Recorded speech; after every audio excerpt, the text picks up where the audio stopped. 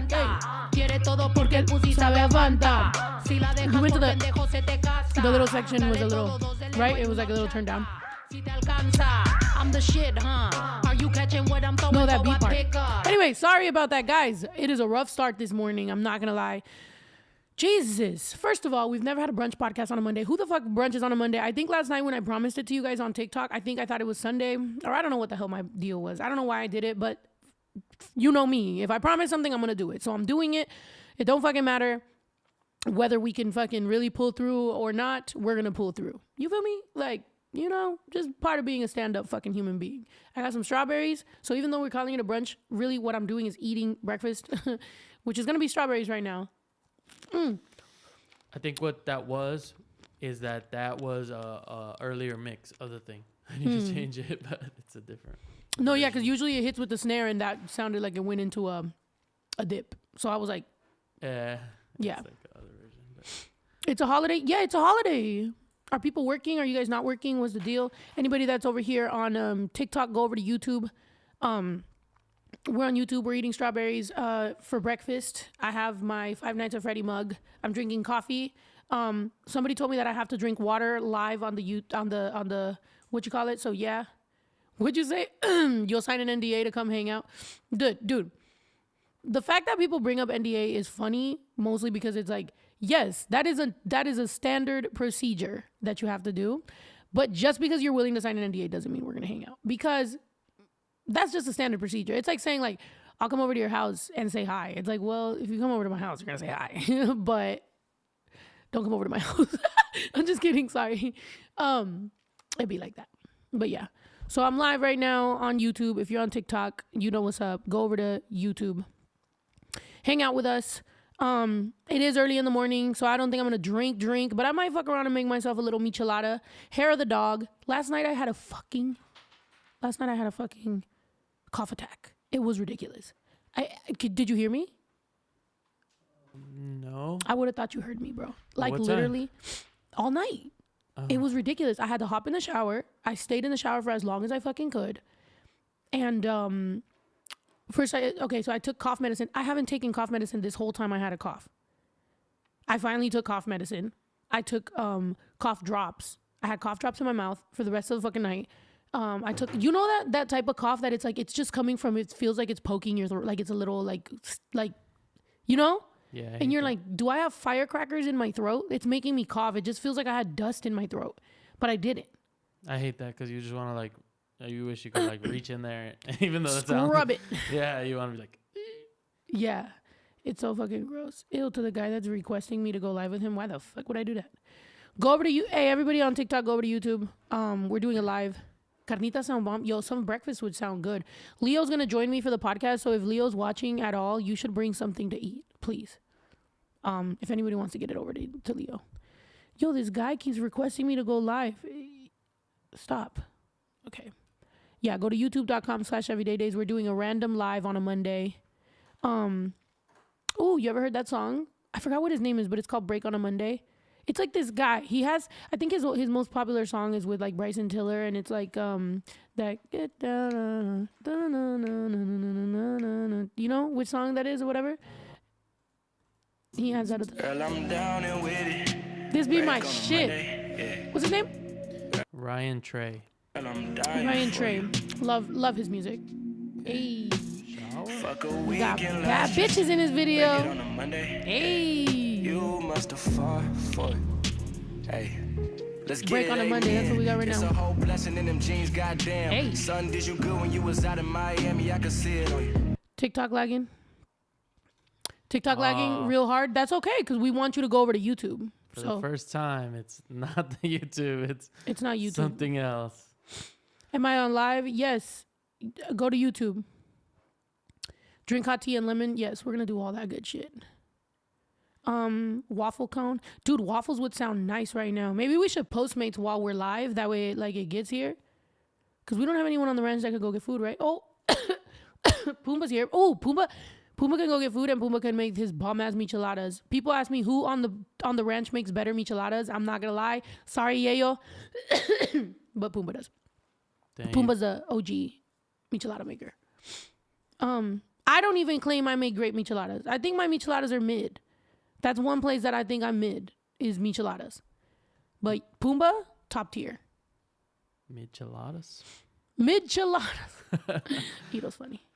I'm a mid-chelada. I don't know. Yeah, I've had a cough for like, I didn't want to say it before because I feel like embarrassed because I know it's been a long time.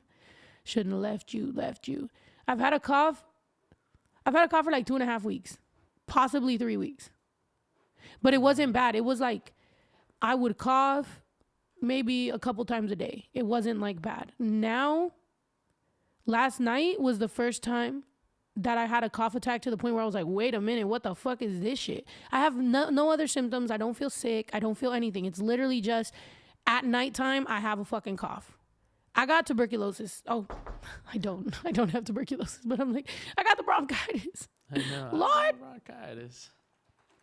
That was the best video. Ain't nobody got time for that. There's like so many quotes from that video. Play it. It's probably copyrighted at this point. Describes her horrifying experience when she first realized the complex was on fire. Well, I woke up to go get me a cold pop, and then I thought somebody was barbecuing. I said, oh, Lord Jesus, it's a fire.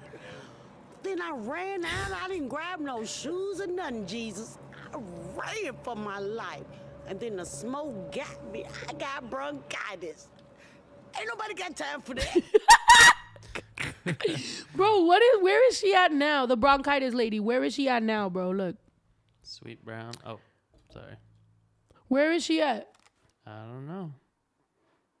We need I could look it up. Yes. Let's find where.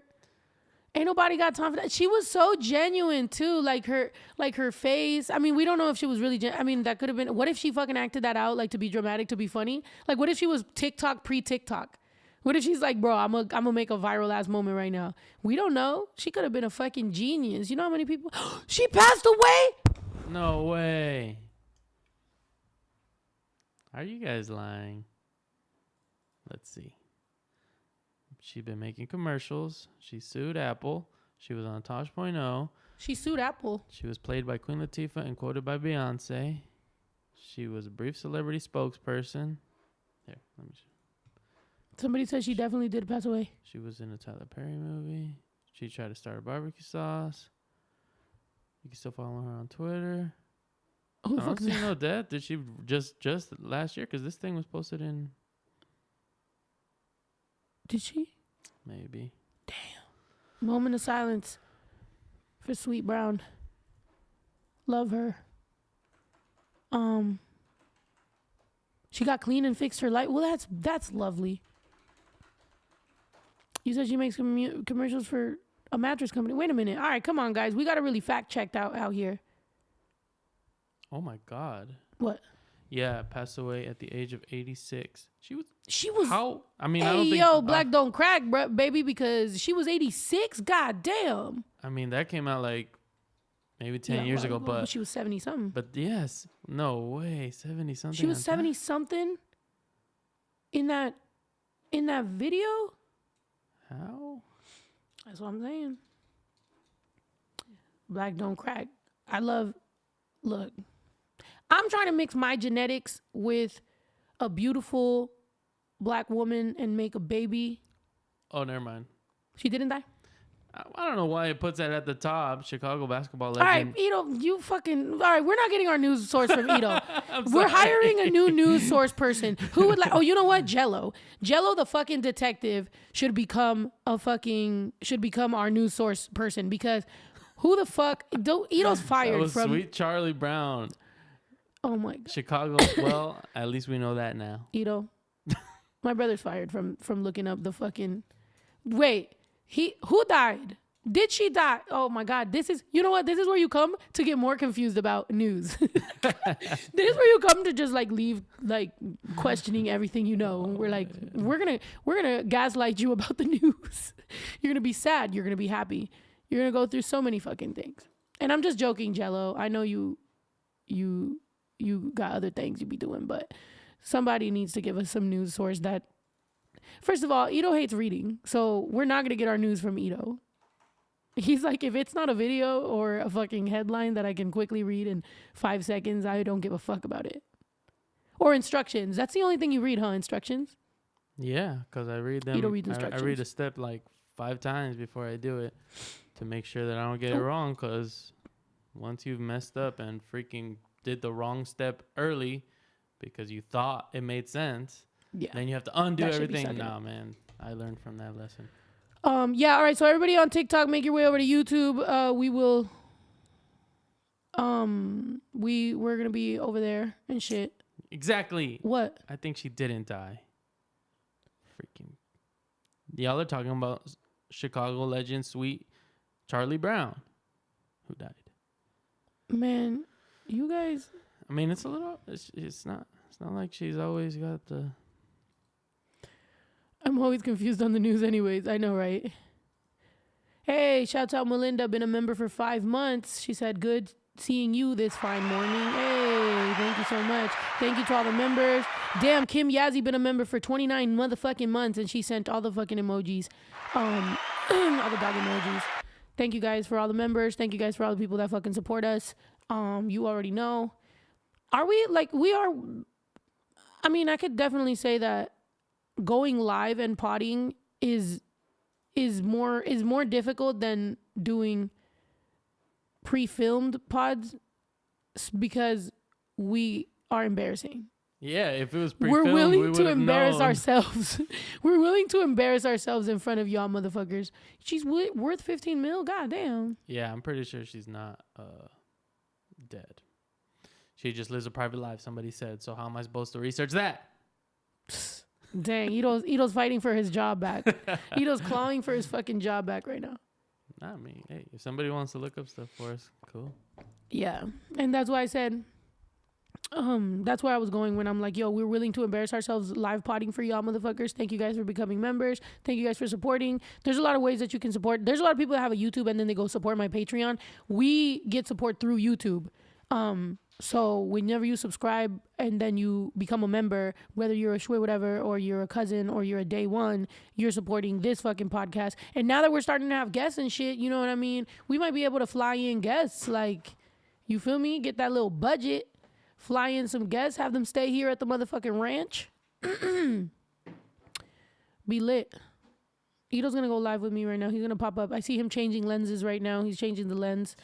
If you're on TikTok, you can see he's changing the fucking lens right now so he can go live. Well, we got the other lens sitting here, and that one was a little too close. Morning face. To the people that are members on, that was cute. That's Frozen, though. Oh. That's not really me. Oh. Unless it's just a picture the whole time. Hi, how are you? Hey, look, you're on the mic. So I was saying. So as I was telling you. Sweet Brown. To the people that said that they were a member on Instagram or on TikTok, I love y'all motherfuckers too. I'm gonna have a busy year because I'm gonna give everybody content everywhere. So if you're a member on all three, I'm gonna give you special things everywhere. It's like little breadcrumbs. It's a good way to keep me busy. That way it's like I don't sit there and overthink. I'm always with y'all motherfuckers. That's the old you. What? Oh, yeah, that's the old you. That's not even you right now. That's the old you. Okay, other than that, what are we doing? I need to eat a strawberry. Play me a YouTube video. Play me a video that I can react to. Oh, man. Trying to get this camera working. Let me see. Yo, these strawberries are good.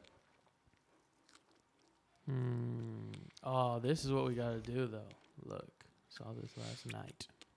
Wait, what was her name? The Cosmic Valkyrie been a fucking member for 31 months, and she said, we finally getting some structure. 31 months of being a member. And she said, bitch, I've been waiting 31 months for you to get some fucking structure. Yes. You know what? We have 1,000 members right now. We have 1,000 viewers right now. Give me a fucking beer with a little bit of chamoy. Actually, give me that chamoy so I could dip this strawberry in it.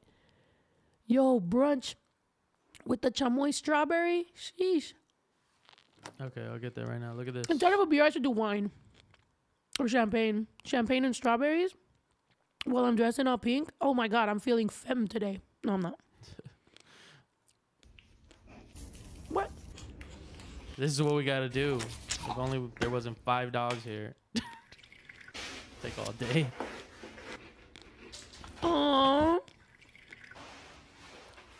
Let's try to recreate this so people see how fucking ghetto and embarrassing our dogs are. Our dogs won't sit there. Brinks ain't gonna sit there and let me do that shit to him. Brinks is gonna be acting like a wild animal. That is so cute. You coconut oiling him? Oh my goodness. High five. Good boy. Oh, let's do that to the dogs. I don't even do that to myself. I don't have a whole spa day. Oh, well, the other day I did on the daytime. Oh my gosh, Ito's about to drop something. It's hilarious. People on TikTok get to see. People on TikTok get to see Ito struggling right now. Oh, yes. Thank you. Thank you. We got tahini. We're like, hey, you know what I want for breakfast? Strawberries, but also heartburn. Yeah, he does it all. By the way, this podcast, if you think about it, it's just me and Ito. It's just us here. We got to do everything. We got to do lights. We got to do talking about shit. We got to go live on TikTok to promote it. We got to fucking get everything ourselves. That was relaxing for those dogs. I love that. I want to do that for the dogs. Poncho spa day. Poncho will not let me do all that shit. But let's do it. Let's try it until they learn how to do it. You know what I mean? Que perrón. Yeah. Check this out. It's lit. Oh, another dog. I think that was funny. Reminded me of you. What? What? Hold on. Dog sitting a homophobic dog?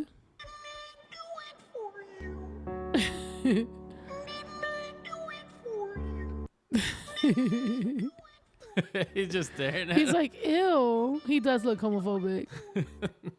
He's like fucking gross. What up, Snow and Ito? Last night's TikTok live was a perfect ending to my day, running around NYC with my nephew. Thanks for the content. Much love. Oh, that's awesome. Wow, and we were talking about New York and how much I love New York. I hope you have a blast out there. That's dope. You were running errands? Well, do something fun too. Look at this strawberry. So delicious. Why do strawberries go bad so fast? I wonder what's the fastest fruit Oh, that that goes shit is bad. fire. That shit is fire. Little ASMR, guys. Snow. Oh, you think I have allergies? Do I? He looks confused. He's like, why girl and girl kissing? Oh. This looks good. Snow with the ASMR. I'm sorry. Am I all up in your ears? Eating a strawberry. Why you all in my... What's the song? I like that song. Grill? You like that song? Yeah. Hey! The violin. He always had the violin. Play all in going my on. grill. Okay. Oh, Oh, yeah, it's Missy Elliott. Chisel, you told me that there's certain fruits you guys don't have in New Zealand. For the brunch, I should try the New Zealand treats. She brought them. Oh, yeah, huh? I'm going to eat them. I don't give a fuck if some of them went stale. Oh. How do you expect me? Traffic. Never believe you'll be with me. Dude. Well, some of the shit I already ate. Sorry. But anything that's left. Oh, yeah, those cookies were good. Too early. Yeah. The chocolate. Why is chocolate different in every country? Oh. I feel like other countries have better chocolate than this country. Yeah, literally. I mean, I remember seeing something. Yeah, look at that picture. And imagine me talking. But yeah, I remember seeing something about how over here it's so big, like distance from farms to production places to like going back to stores. It's so far that that the milk gets like kind of bad. Wow. So we're like used to the chocolates tasting like not so sweet, like a little funky. Yeah. And Hershey's, right? Hershey's is always like gross. yeah, and like in other places it's like closer because in Europe everything's so close. I do feel chocolate tastes so different in every other place. And it's an acquired taste because if you're so used to our chocolate, it feels so processed and like weird, you know, but it's like you taste it in other places and you're like, oh, this is weird. It doesn't taste regular. But then once you get used to that, you come back and you eat this chocolate and you're like, yo, what's up with this shit? You said Snow quit drinking. Okay. Because you said so. Me as a grown-ass fucking woman. You random commenter that doesn't even have a picture on your thing. And you're not a member, so you're not a supporter. Yeah. I'm going to do what you say. Tell me what else to do. Tell me who to date. You should look like, oh, and it's no, I love you. You should have replied like if it's a fact, like Snow quit drinking, you're like, no, I didn't actually. Right? Like fucking weird. Oh shoot, Anna's here, my wife. Anna. Yeah, Emily, go to hell. You know, or don't stay here, because, you know, whatever. But actually, you know what I don't like about that is that last night, literally, I was talking about how somebody asked me on TikTok if I would date someone that doesn't drink. And I even said it on TikTok. I was like, maybe I would date someone who doesn't drink, because I recently have thought about, not necessarily like I'm never going to drink again in my life. I don't think I have an alcohol problem to where, and you know, I'm not even going to give myself that much credit. I think I don't have an alcohol problem mostly because both my parents never drank. So I'm not like genetically, you know, predisposed to being an alcoholic. I have told my son, I don't think you should drink. I'm like, because I've drank a lot and your dad's drank a lot. So I think when you grow up, there's a big chance you might become a fucking alcoholic. I'm not necessarily an alcoholic, but I do think it's getting to that time where just in my life, I don't really have to drink because I've done a lot. Think about tour. Think about how many fucking tours I've done, how much I've drank in my life, how much I've partied. I mean, it's getting to that point where, like, maybe if I did date someone who didn't drink, it would be a good idea. You know what I mean? That would be cool. But then if people like Emily come in here and they're like, Snow, stop drinking. It literally makes me want to take 5 fucking shots to the face. Emily is literally causing me to want to drink. People like Emily. You know what I mean? Because it's like, don't fucking tell me what to do with my life. However, I don't know. It would be cool. These are things that you think about whenever you start like really realizing things about yourself and dating and stuff. Is like you narrow things down, right? Can we agree that I think narrowing things down? Ito, you date, pop up as the fucking. Is the camera finally working? Almost. You can't pop up side to side with me. Like instead of popping up as the sun, you can't pop up as like half the screen with me. Yeah, but that would. You're giving me more work. Nah, I mean that would be cool, but. Hold on. Let me what are you saying? Narrowing it down, people? What you like or what? Yeah, like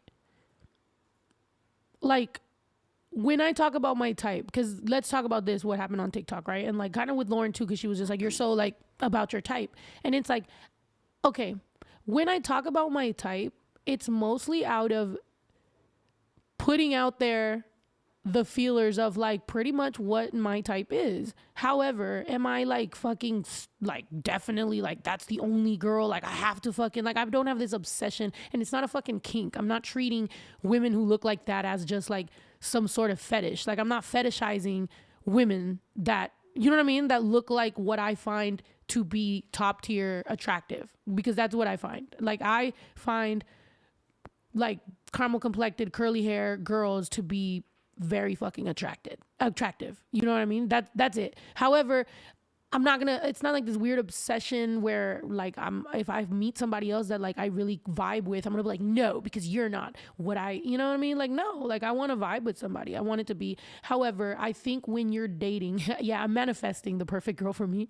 But I think when you're dating, you do start narrowing down. Like you, you've dated, right? Not to put any of your business on blast, but you're obviously a guy, you know, good looking, makes good a living, drives a nice car. He's out here. He can date whoever the fuck he wants. So as a dude, do you think that being able to date around has right now helped you start finding, okay, I like this, I don't like that?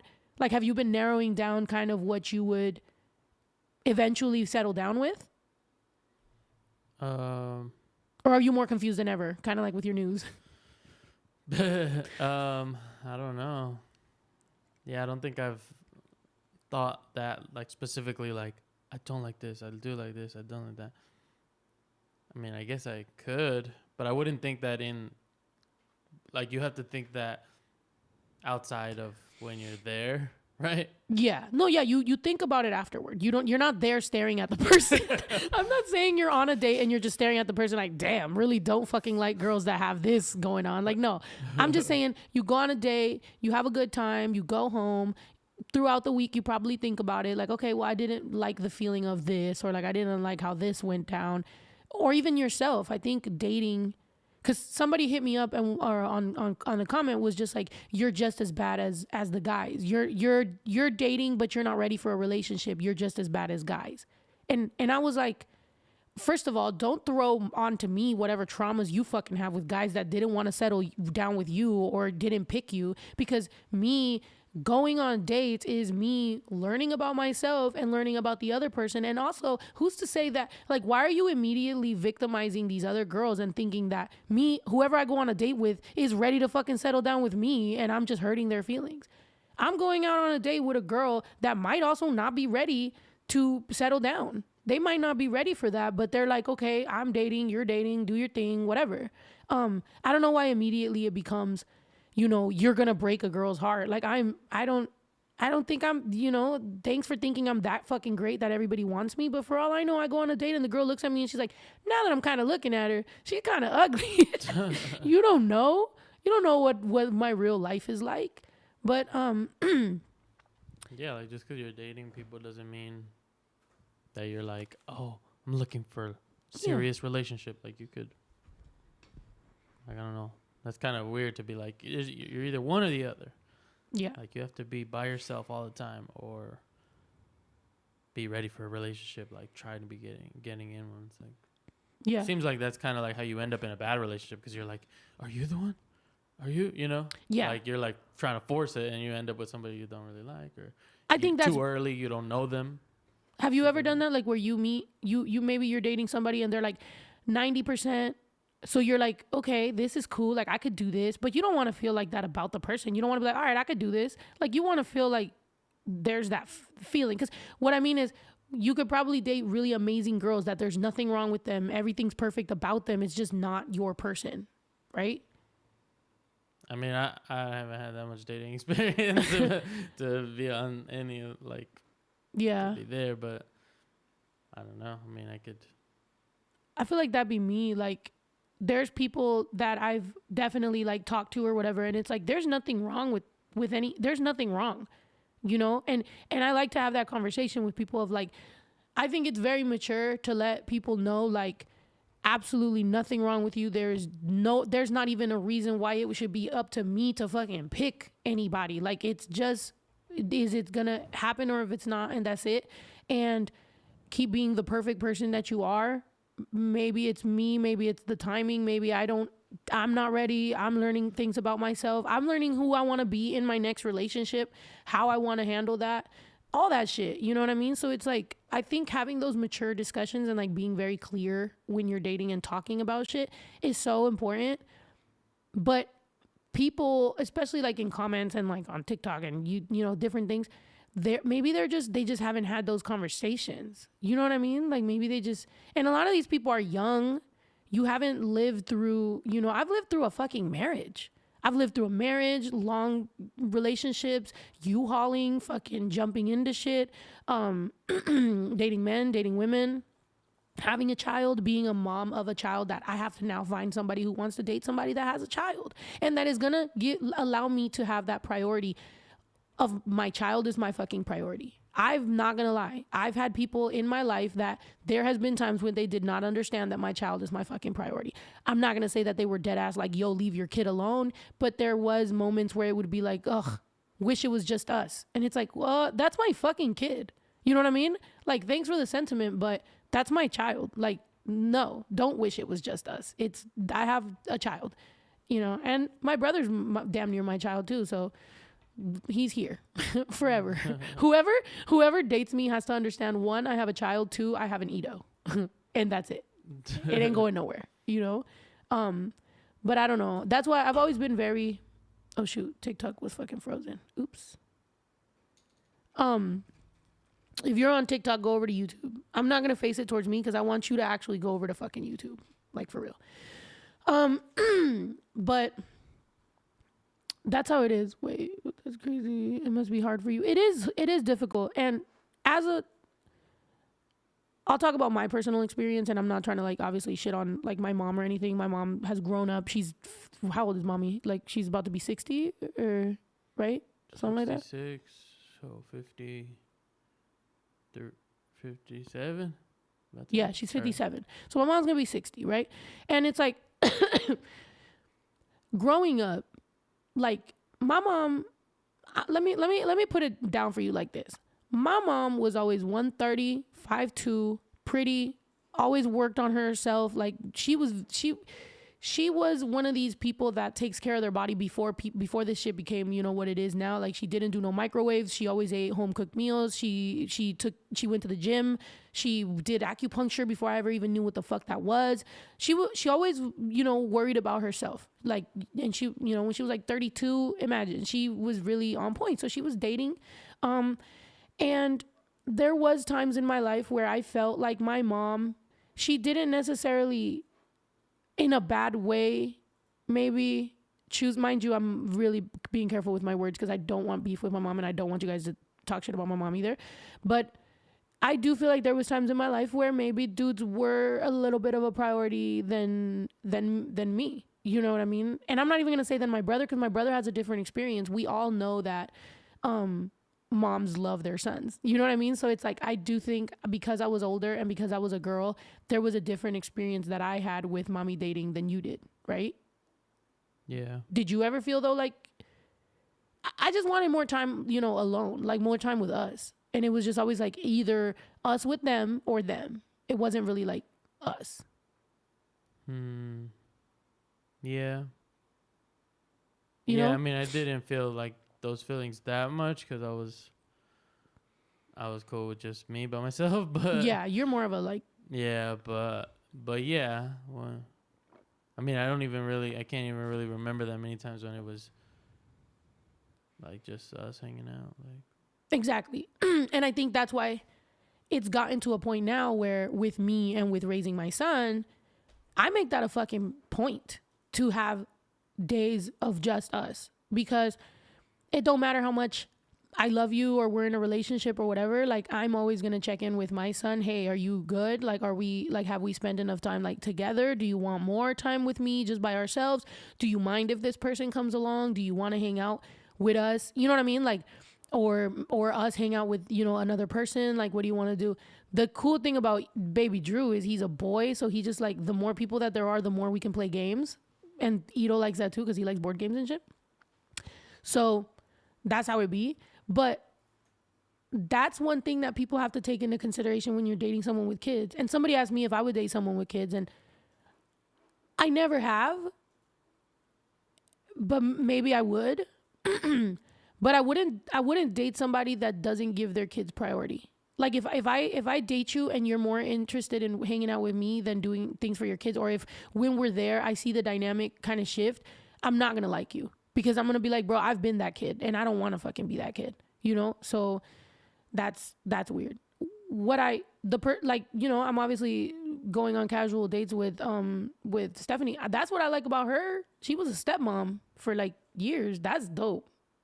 Because when I heard about that, it was like, you know, not to put all her business out, but it's like, oh yeah, I was like dropping off the kids, doing this, doing that, cooking, you know, Costco trips, all this shit, blah, blah. I was like, wow, like music to my fucking ears of like someone being mature and being able to handle being with a person that has children and understanding what comes with it. That's fucking fire. I don't know. That's a big, above the physical stuff. Obviously I say those things because it's like, that's the superficial shit, but let's really talk about the relationship and things that could possibly develop.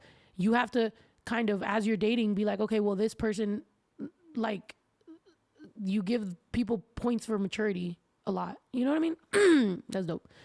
We're giving our kids what we never had. Exactly.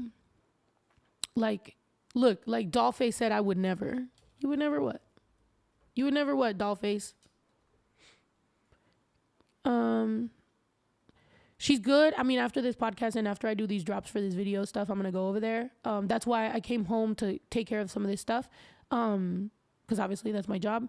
But I was there for 3 days, and then her family got there, a couple of her cousins and her best friend were back, in town and stuff. So they were there. So you're only allowed to have 2 guests. So I kind of just I was like, all right, take this moment to excuse myself, and I will do whatever I got to do and then come back. But I'm gonna take some of these board games probably. I'll take Bop It and like Family Feud or something. Oh, that is mainly pointed at the arm thingy. Oh shit, sorry. But speaking of guests. Hey, look at Ito! I love that for us. I think there is an app that will like cut me out, but that's dope. I'll have to stop this and stuff. But let's do that. Hell yeah. I love this. Guys, we finally got Ito in a black box. Wait, that sounds weird. Well, I could change the color, but no, it looks cool. I like it. If you want to, now you got to worry about the angles too, like me. You got to be like, all right, how do I do this? How do I? But yeah, look, Ito's here with us, guys. I'm so excited. Now we can have real conversation. Here, let me turn the mic. Let me put the mic like this. Oh, I know it'd be cool if it could like green screen the mic and be right in front. But maybe if you put like a green. Wait, I could put the mic right here where your mic is. You see? Wait, like that. Oh shoot, that's cool. Nice. But if we put that green thing there, then I can do like a green screen thing. Hey, Leo's here. Hey. And he brought things. Oh, I thought you brought food. You brought nails. Nice. Oh, I brought all the mounting hardware first. Nice. The what? Oh, for the thingy? Yeah, they're going to work on the podcast studio to make it a lot better, sonically and music, like everything that we have to fucking do for this shit. Grabbed a beer. Nice. You want anything? Is there anything? No, because when I'm munching, you can just fucking hear it. So we might as well just fucking chill. You know what? There was a bottle. I think it was of wine. Ooh. No, that's the sake that, maybe. How do you make, what is that shit? How do you make, fuck, what is that drink that y'all make and you put ice and you put wine and you put like soda and you put berries in it? I don't know. Like sangria. Oh, it's like sangria. Sangria? Well, because I was thinking how do you make sangria or like white sangria or something like that? I don't know. Calimocho, mimosa, spritzes. Is it sangria? Okay, because basically we have the ingredients and I have a lot of champagne bottles, but I haven't put them on ice. So I was like, how do we make a drink right now that's more of a brunch drink? Because we got some ingredients to make some shit. Is that mimosa, sangria? It's like orange juice and champagne, right? You can have mimosas. We could do that, but then we don't have ice. I guess, can we chill it or something? How do we do that? Because the champagne no tiene hielo. But there's bottles of champagne everywhere. And there's some wine at the house. Is there any wine here? There's one bottle of wine here, yeah. Okay, bring the wine. Hey, it's lit. Emily's gonna be real mad because she told me to stop drinking and I'm not fucking stopping. Hey, watermelon. Oh, pues trae una glass or something. Look, we got the pink vibes today, guys. Watermelon wine, strawberries with... Bro, I pull up to your house and I'm like, look at me, look at this, and look at this. We're gonna have a great time. You're like, I'm gonna get a headache because this shit is only 8% alcohol, but all % sugar. Do I have grapes? Freeze those? Well, yeah, but the problem is we don't have time to freeze. Yeah. Nice. We do a motherfucking wine.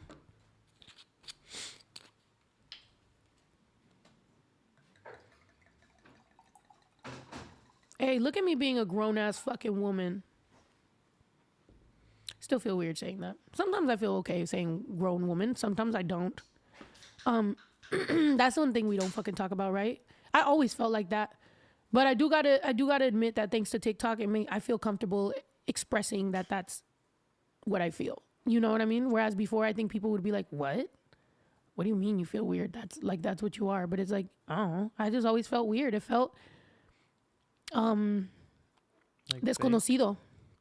It just felt like it just didn't. I don't know. It made me cringe, kind of. feel like I'm a grown woman. Like whenever I'd be like, yeah. But there are some times when I do feel like that. There are times when I've genuinely been like, oh, I look good. Like, you know, like a grown woman. But sometimes I'm like, oh, I look good. Don't know what I feel like, but I know that I look good today. You know what I mean? It's weird. Yeah. That gender shit is fucking weird. But more like a gender thing, not more like a you don't feel grown.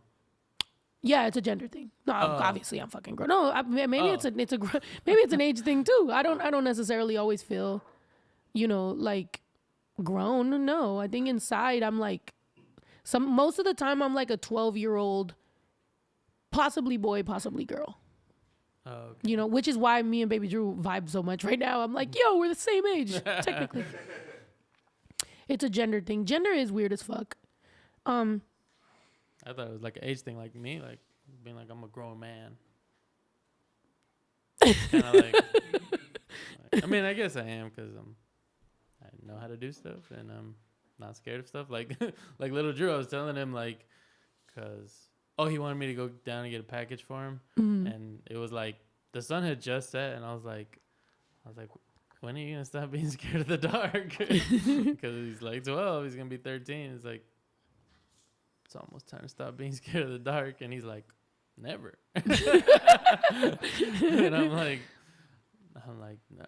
He's like, why? And I was like, I don't know, because you're a guy, like you can't be scared of the dark. He's like, why? I'm like, I don't know. We just can't be scared. Or like of bugs or something like. But I mean, technically you can't be scared. You could be scared of dark your whole life, whatever. Yeah, there's a lot of dudes that are still scared of bugs in the dark. Yeah. Right? Oh, the dark and bugs? Like at the same time if you're in the dark room full of bugs. Oh my God, what the I'm like, wrong podcast. You're looking for Joe Rogan. Yeah, that's Fear Factor. Fear Factor shit. Melly said lower the mic a little bit. Oh, sorry, because it's all up in my face. But I feel ugly, Melly. Another thing that we always have to deal with, right? Body, like, dysmorphia and, like, or face dysmorphia or whatever. Identity, like, gender, fucking everything. Isn't that weird? How we literally just were thrown out into this world. Oh, did you want some wine, by the way? Or are you drinking a beer? I'm beer it. Okay, cool. Nice. You're like, I'm a man. Do you feel? I'm a You grown man. Hey. I'm a fucking man. But yeah, that is that's all stuff that I guess you don't growing up how we did, obviously, you know, more like, you know, I'm Mexican, like my family, like all these issues didn't really get brought up because a lot of us didn't even know pre-TikTok and pre-like internet. Nobody would have been like, hey, how do you identify as, like, what are your pronouns, all that shit. So now being in this world and being like, damn, okay, you know, but then it's like, then there's people that take it too far that almost now, if you get scared, now sometimes I feel like a lot of people get scared to bring those topics up because then you're going to look like those people that take it too far and too sensitive. Did you see that girl that's saying obese is an insult? Is an insult. Oh is a slur. gosh. So this girl, I don't know, pull it up and maybe we can watch it. But she said that calling someone obese or saying the word obese, saying the word obese is an insult. And it's like, that's the literal technical, that's the fucking medical term. Obviously, I think calling anybody a name and like pointing and laughing, anything can be offensive, obviously, right? Like you could, you know, I can fucking come up with bottle. I could say the word bottle and I could be like, you're a bottle. And if enough people around you keep on being like, haha, bottle, you'll be like, yo, what the fuck? Stop saying the word bottle at me. And then you'll feel triggered every time you hear the word bottle. But that has more to do with the intent of people and what they're trying to do to you and you kind of having that trigger because people have been making fun of you. But saying the actual word is a slur is like, well, what the fuck? You know, I mean, I don't even know how many times somebody actually says obese. I don't know when's the last time I said it other than she brought it up. But like, who the fuck says obese? Yeah. You know? Like, nature versus nurture. Yeah. Infinite combination of other words that get used before obese ever comes up. Yeah. like, I understand, you know, with like, you know, the word fat or whatever, but it's like, also she was just like, oh, there's all these other factors that go into it. And it's like, well, let's be fair. I do think, like, somebody had said that if you're trying to lose weight, you're fat phobic. And it's like, I don't think trying to lose weight is fat phobic. I think it's you're trying to get probably healthier. You're probably trying to get to a, you know, if you're like, ew, I just don't want to fucking be fat. It's also a very normal thing that I feel like a lot of people, we feel, because I'm one of those people. Like, obviously I want to lose weight. Like, I don't want to gain weight. We see gaining weight as a negative thing, but also for me, for example, bitch, I got high cholesterol. Like, I got problems with my fucking heart. Like, I need to lose weight because I need to fucking lose weight. Also, I mean, desafortunadamente, because of my job, comments always affect. So whenever people are like, oh, you're getting fat, it's like, whoa. Which is crazy because I don't hear those comments that much as I hear like other comments I don't want to hear. But me getting fat would probably actually whip me into shape. Who knows? I mean, this is... Oh, wait, I'm not. I don't know. I can't find the TikTok, but... Somebody, I think No Jumper posted it. Oh. Slur, because it's used in dehumanizing us and harassing us. I don't know that anybody, if I wanted to call somebody fat, I don't think obese would be the term, you know? But I think, like I said, anything that you get told in a way that is to insult you is gonna fucking offend you. But going on the internet and saying things like they're a fact, like being like the word obese is a slur, is like, now you're actually affecting negatively the cause, because now people are going to think that bigger people all think like you. Now you've become the spokesperson of something, and you're actually a terrible spokesperson. Like, you shouldn't have been the person because you have bad judgment on going on the internet and saying something that is not a fact be a fact. You know what I mean? Like, you're just not the person that should talk about it. The reason I went on this tangent was because back to gender issues and, you know, identity things. It's like, not issues, sorry, like, you know, but the reason I've never brought it up as myself, like bring up this whole how I feel or whatever, is because I don't want that to be, I don't want to become the spokesperson of what I identify as, or like, you know, of gender things, because I don't fucking know. I'm still learning. And to be honest, I'm not even actively learning. I'm not researching. I'm not Googling. I'm not doing anything at all about learning about this. I'm literally just identifying something that I've always had an issue with and being like, oh shit. Now that I think about it, I've always had a problem with, I guess, what people identify my gender as. But that's it. You know what I mean? But I also kind of take it like funny.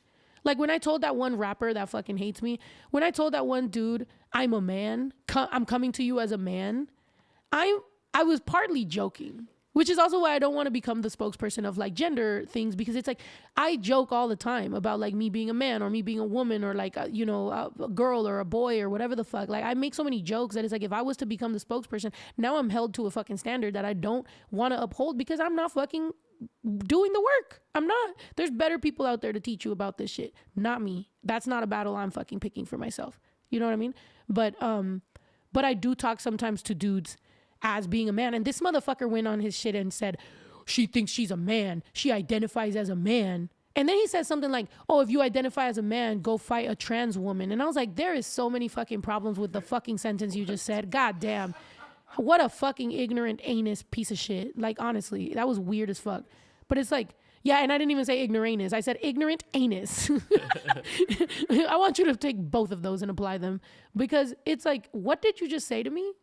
Weird. But let's watch the thing about this girl. People do not want to hear. People get so mad at me in my personal life and on the internet when I talk about this, but the word obese is a slur.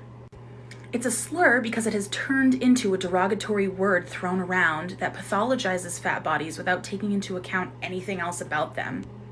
It doesn't take into account other health factors of the body in question. It doesn't take into account that the person in the body is a person. It is used to make people feel like their body is, you know, some kind of scourge to be eradicated, and that is really gross. Also, the BMI scale, which classifies obesity, was created like 200 years ago by some guy who didn't know shit, based solely on cisgender white men, and it doesn't mean anything. It doesn't mean, it can't tell you anything except the relation of your height to your weight. That's it. Stop saying obese. That's so Okay. dumb. I mean, Okay, I'm gonna say something probably problematic. Get ready. Get your screen recording on. No, I'm just joking. The thing is that, for example, she just positioned herself as the spokesperson of, this issue, right? Obese. If you position yourself as that person, the problem now is we will probably, if we want to take up this issue, right? This isn't an issue I really give a fuck about, to be honest.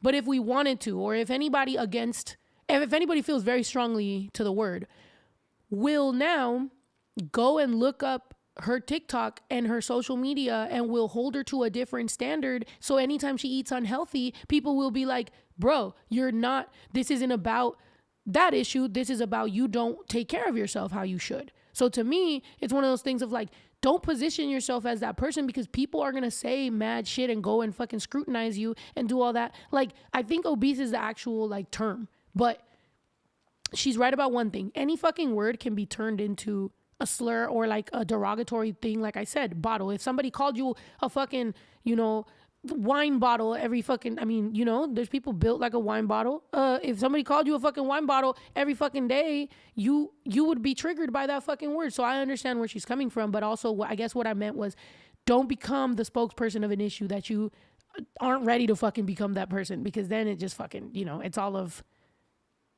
fucking strange. Back to what I was really talking about, which is the reason I don't say what the fuck my gender or any of that shit or sexuality or any of that shit is because I don't want to become that spokesperson. It happened to me when I said I wasn't looking to date a bisexual woman. Since then, I'm not gonna lie, I'd rather date a bisexual woman than someone who would lie to me. If like I'd rather you straight up tell me you're bisexual than lie to me and tell me you're lesbian and turns out you're bisexual. Then it's like, damn, bitch, you could have fucking told me that shit. I would have at least been warned. But now it's like, that's kind of fucking, I don't know, like I would prefer to date a lesbian. That's what I would prefer to date. Doesn't mean I'm biphobic. Doesn't mean I had everybody coming at me for that. I'm not making the whole stereotype. I prefer that. However, if I fall in love with a girl and she happens to be bisexual and she tells me that shit up front and she's like, yo, real shit, I'm bisexual, that's not going to change my love for that person. I would not be like, ooh, you might leave me for, no, I'm just going to have to assess what the fucking situation is. And depending on how much I'm into this person, I'm going to be like, yo, I'm going to fall in love with whoever the fuck I'm going to fall in love with. You feel me? I could fall in love with a girl that before me has always been straight. And that just is what it is. Like I'm assessing that situation, but it's more about being honest. You know what I mean? Like I'm dead. Tyra said I'm built like an ant. Yes. Gender is one thing, sexuality is another.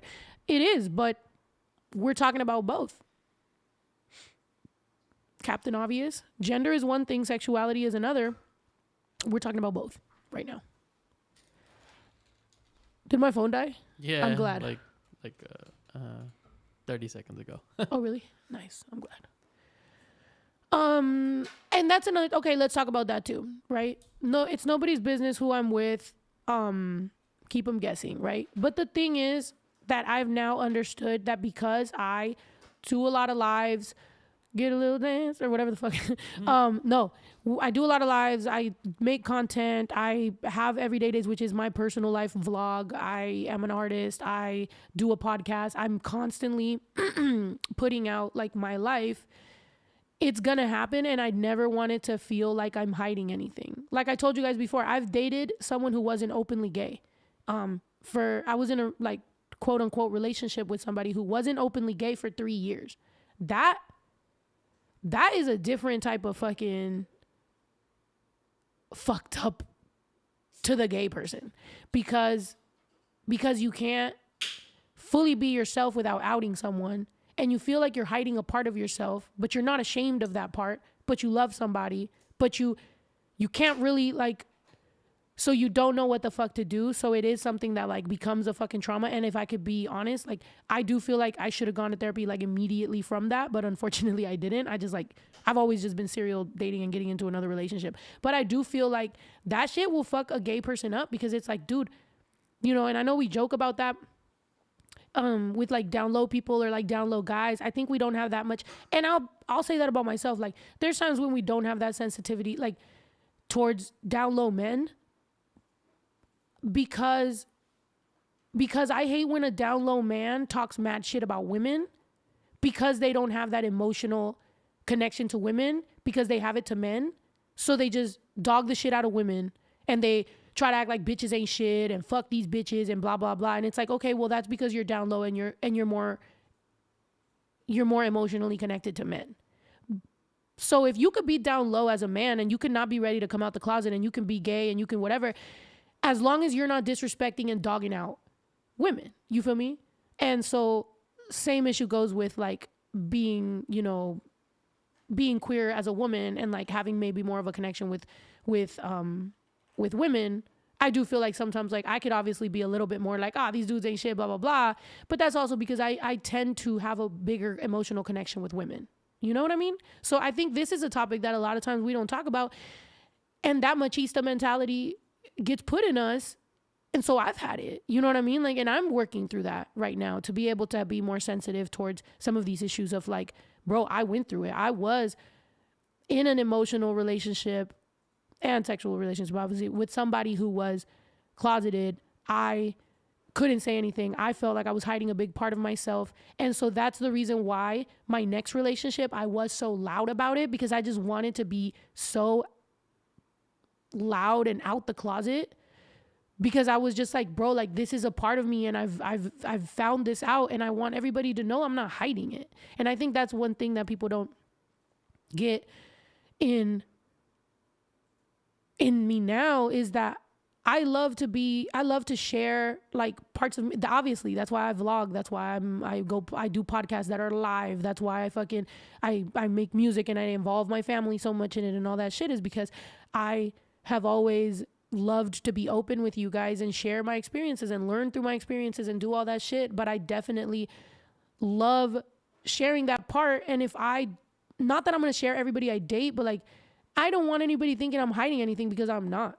I'm very real with y'all motherfuckers. And the moment that I decide to be private about something, I'll let y'all know, like, yo, I'm not talking about this issue, or I'm not doing this. But as of right now, like, I am open about the fact that I'm single, I'm dating, I am seeing different people. I have friends, I have people who maybe I'm interested in, maybe I'm not. There's a lot of different things, and that is who I am, right? This is what I share with you guys, is like my life experience as I'm going through it, and maybe we can learn something together. Which is why I've been being very like open about like, yo, if you see me with a person, please don't make that person feel uncomfortable. Because I don't want it to become where like people now don't want to fuck with me because they're scared of y'all's fucking comments. You know what I mean? Not y'all, because if you're watching my podcast on a Monday fucking at noon, you love me. But I'm talking about anybody else. If you end up watching this afterward, if you see a clip or whatever, just know that that's why I get so offended for the other person, or for anybody that I may be in the future dating, is I don't want y'all to be dogging the fuck out of somebody just because, you know, I don't know, they look like someone you fucking know. Like, nah. I'm trying to, yeah, thank you. And my music is definitely my main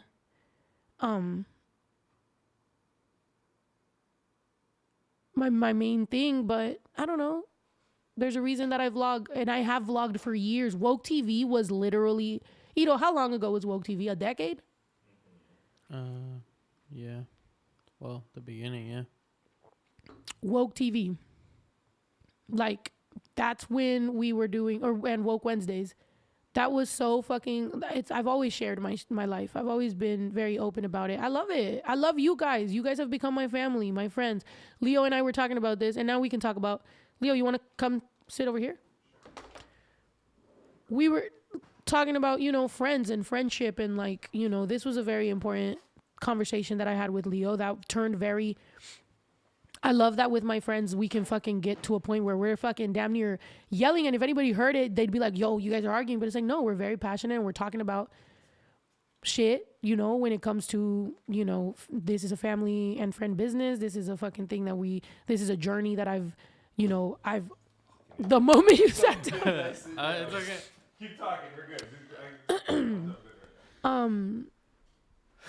So when we do that, And I watch you the moment he sat gently, down, just, gently place it and then knock it over. Like a little, I know.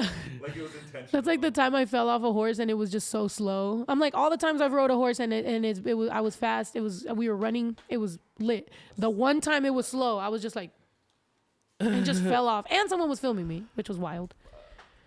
But yeah. So, you're glad you have Mondays off? Yay. Did you tell Jamie about that text? yeah. Okay, cool. And then maybe like Well, a Facebook. I didn't, but I seen that Okay. I was going to send it, and then I seen that it was already sent. So Okay, cool. Behold. Oh, you know what's crazy is that Behold was started by Baby Drew's dad. Isn't that wild? behold, yeah. That's so fucking funny. But maybe Thank you for always being real, no matter what. Your LP is fire. I can't stop listening to it. Thank you. Dang, 31 months of being a member. I fucking appreciate you, and I fucking love you. For real. Like, it's been a fucking journey. It's been a long fucking journey. Been a long. yeah. And there was someone else that gave like the sangria recipe or something. And they were a member for like 25 months, but it disappeared. Damn. But thank you. Damn. I've only met one lesbian that hasn't been with a guy. Fact. Melinda. What's that? The Gold Yeah. Star lesbians or something like that? Yeah. Gold star lesbians are women that have not been, or, you know, whatever anybody identifies as. But lesbians that have not been with a man ever in their life. I don't know.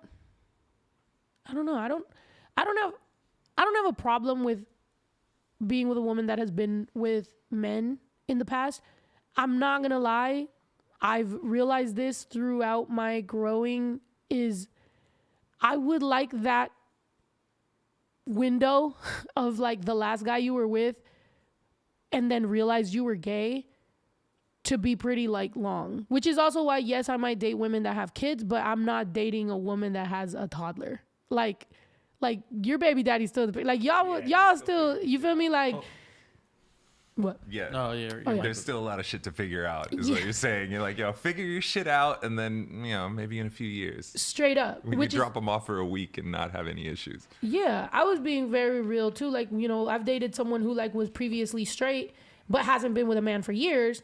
And I literally was like, you know what? I think you should go date. I think you, like, I fuck with you, but I think you should go date. You should go date women. You should go date men. You should date whoever you want to date. Do your thing. Grow, you know what I mean? Grow as a person. Grow as a human being. Because the same way I'm not motherfucking ready for anything, I don't think you are ready for this lesbian life. So go do your thing. And then when you realize what you got going on or whatever, like, maybe we'll meet again. But I've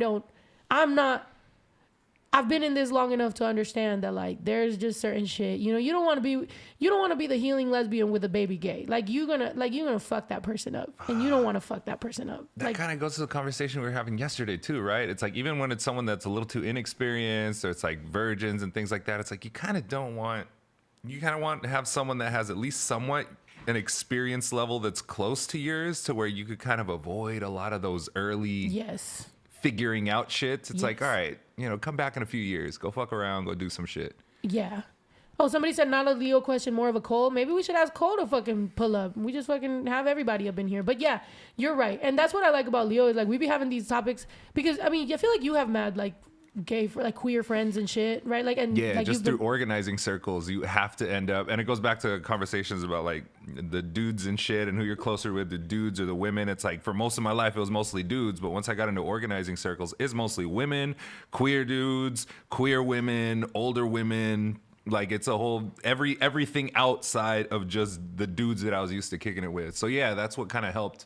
Without having to go to too much therapy, that's what kind of helped figure out a lot of the shit of where I had weak spots and blind spots that I wasn't noticing because I'm seeing how they're being brought up in other conversations about other shit. And I'm like, all right, cool. This is fucking community. That's cool. Like you can learn a lot from that. And that's another thing, just so you guys know, when he's talking about organizing, he does a lot of like organizing and like community work and like just an all around dope fucking dude. And there's a lot of times when like I'll ask him like, I feel like Leo and Jamie are the people that I check with whenever it comes to certain things. Because like I said, there's a lot of things that I'm not actively learning about. I'm not actively Googling, you know what I mean? But I know that they're there. And when I have friends like that, where it's like, hey, you know about this issue, you know about this topic, let me know what's up. They are the people that are, you know, very smart friends that I have that are fucking smart. We all have our friends that you're like, that's the person I drink with. That's not the person I'm asking about social issues.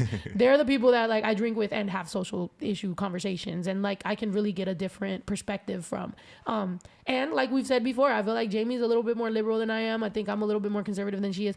A little bit.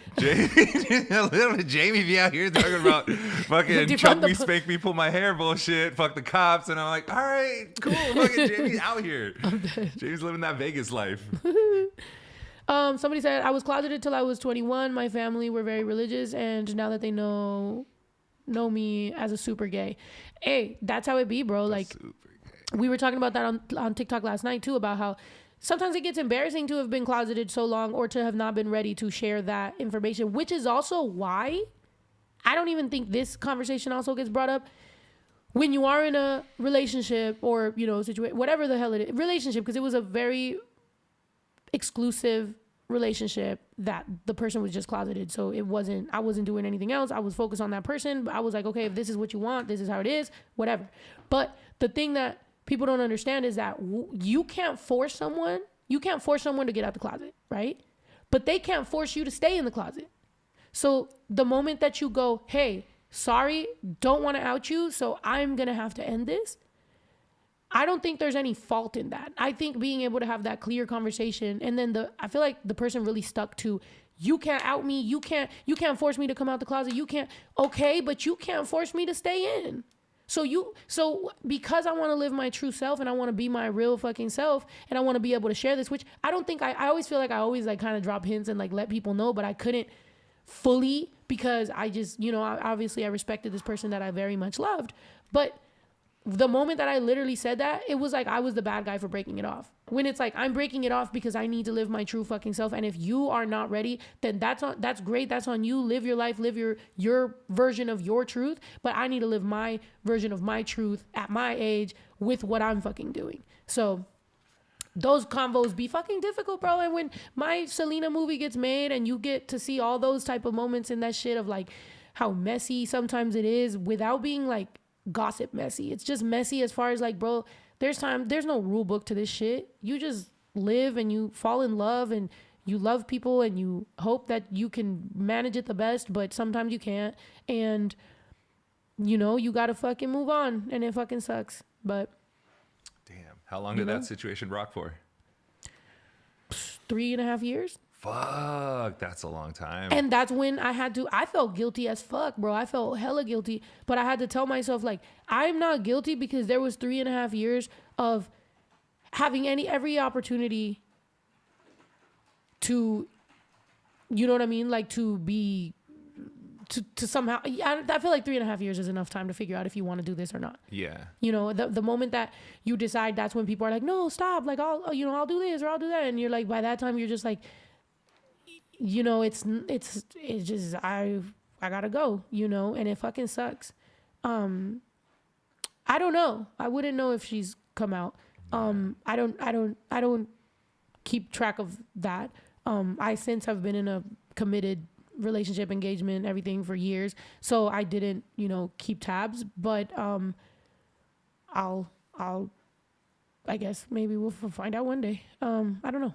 I don't, not to be fucked up. Like, it's not like I don't care, but also it's just like that ship has sailed and that's not my business. You know what I mean? Like, and I think, like you said, 3.5 years is more than, because like if you get together, all right, maybe that first year is that honeymoon phase, but after that, there's certain issues where you're trying to make adjustments to be better for each other and to be with each other better. And if that's a huge fucking part of it, 3.5 years is more than enough time to figure out, are you going to come out of the closet or you're not? Like, figure out how you're going to do. I'll support you. I'll back you. But if you're comfortable where the fuck you're at, then peace out. Yeah, I nos vemos. Well, let me know when you got more shit cracking. Let me know when things are a little further along. And if it's too late, it's too late. But, you know, go out and have fun. Dude, Ellie B said she got with a dude the minute we ended 4 years, felt it in my soul.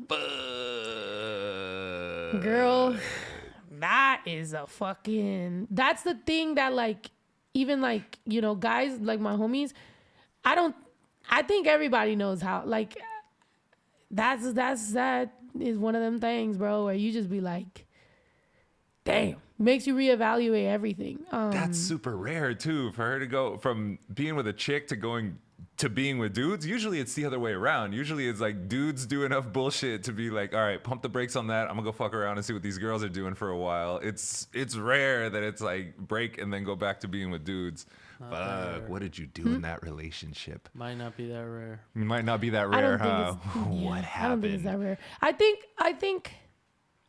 I think there's definitely a difference between being with a woman and being with a dude.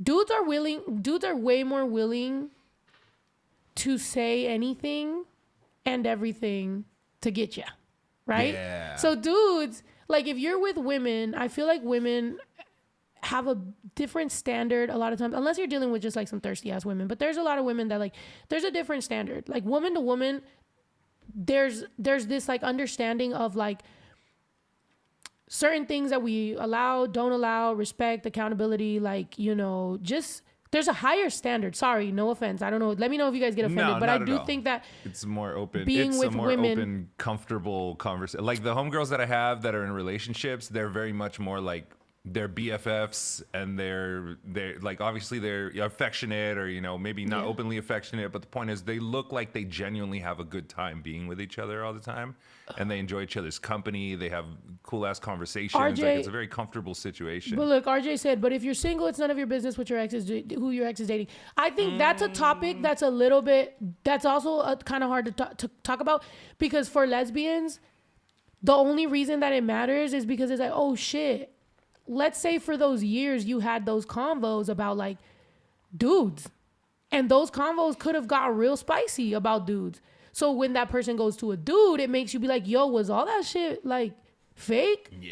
Was all that shit like, did those conversations like, that shit kind of fucks you up, because you're like, wait, you said, but does that mean, but when that shit kind of like starts fucking with you. You know what I mean? But you're absolutely right. At the end of the day, you're right. That's none of your business. Mind you, you're going to go through some thoughts. You're going to go through some thought process of like, fuck. It's like if your homie, okay, fuck the dude topic, because I don't want to get there and fucking this should be like weird. Let's say you're dating a guy, right? Heterosexual people. You're dating a guy, and you've always had this little inkling that that guy is talking to a particular girl. Let's say her name is Wendy. You've always been like, bro, you're always near Wendy. Like, what's up with you and Wendy? Why does this happen with Wendy? And then they're like, I'm not with Wendy. You're with fucking Bob, you know? And you're like, bro, no, don't compare, because you're always talking about Wendy, but like, I'm not always talking about Bob. So what are you talking about? You're always accusing me of shit, but you're always with Wendy. So what are you talking about? So then y'all break up. And guess who he goes to? Here comes fucking Wendy. And now Wendy and your guy are fucking, you know, like vibing all the time, and you know, hee ha ha ha, and you're just like, and then you find out that it is true, they are together now, and then it makes you be like, all those fucking times you accused me of Bob and you was saying all this shit to deflect from Wendy, but you with Wendy, you feel me? Like, that's that shit. That's where you just be like, what the fuck? Like, that's fucked up. Yes, mind you, none of your business anymore. You broke it off. That's none of your business. They can fucking do whatever the fuck they want to do. However, La pinche Wendy. La pinche Wendy was there all along. So it's going to fuck you up for a bit. You got to go to therapy. You got to figure that shit out. And you got to figure out what your insecurities. But it does make you feel like, hey, like, maybe my fucking inkling was right. Yeah. And the only thing that you get left with is knowing next time you have a little fucking gut feeling, follow that gut feeling, because you know what's up. To Carl's Jr. That's what it is. But that's also a mental health thing. That's like more of a like processing things and being like, that feeling of I should have trusted my gut. I should have known better. I saw the flags and I didn't go like with my gut instinct. That's where it kind of hurts. It's kind of like with the major label shit. When I saw those red flags, because a major label is like a relationship, right? Yeah. So when you see all those red flags that are happening and you know better and you just keep on going, the only person you get mad at is yourself. You got to be like, I saw that shit. I had the best intentions. I wished it would have been different. It didn't work out. You just feel in your heart like, damn, like I could have.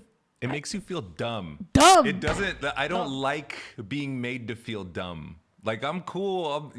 I'll give Dumb. the benefit of a doubt a million fucking times. But the minute that I'm made to feel dumb, I'm like, boy, you're getting the pettiest version of me.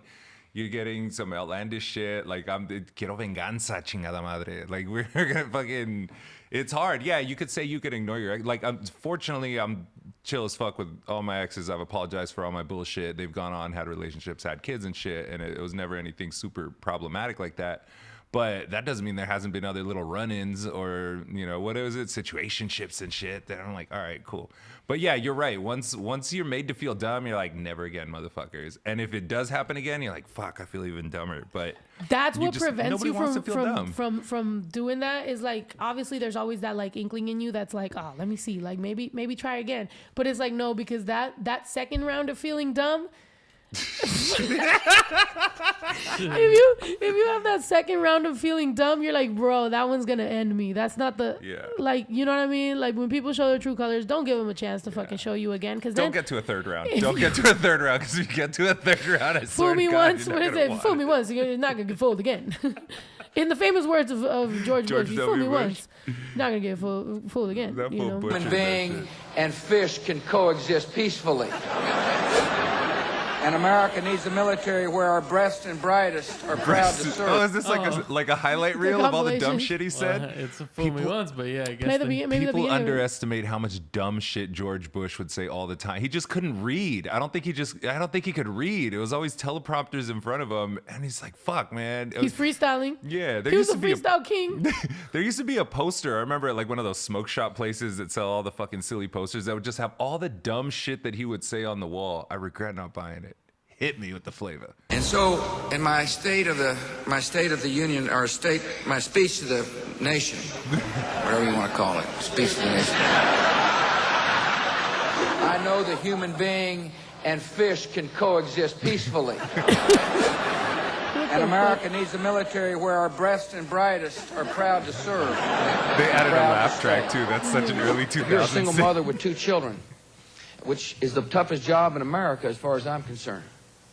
Able to practice their love with women all across this country. See, I don't think you can be.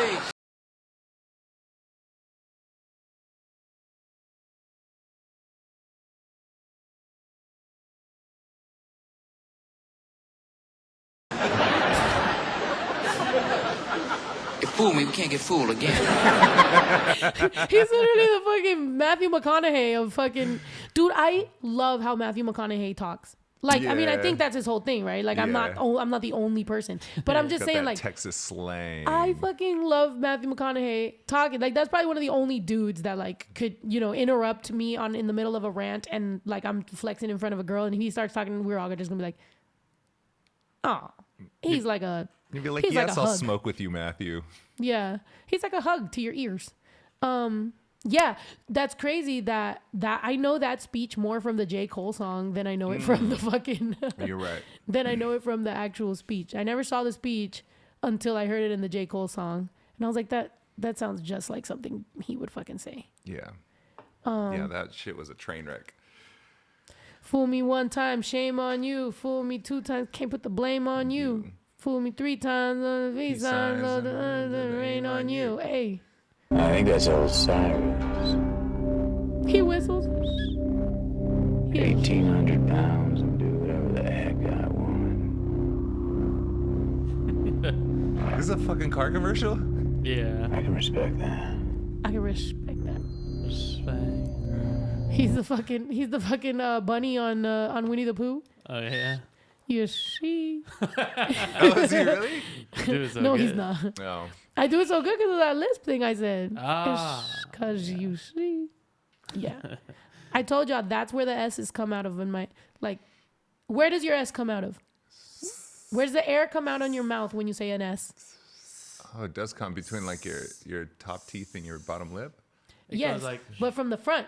From the front, yeah. Mine comes from the fucking left side. From the side? Oh, yours go. Is it like a little uneven? That's why it comes out on the left side and not the right side or both sides?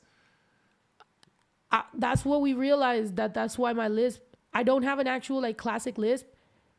It's my tongue. So my tongue's too big for my mouth. So I have to let the air out. I had to really like practice in speech how I have to do it so that it doesn't sound like a super bad lisp. I usually get a worse lisp in Spanish and when I'm drunk. So if I'm drunk and I'm speaking Spanish, my lisp is wild. But in English, I'm pretty good because I took speech classes in English, so I can control it.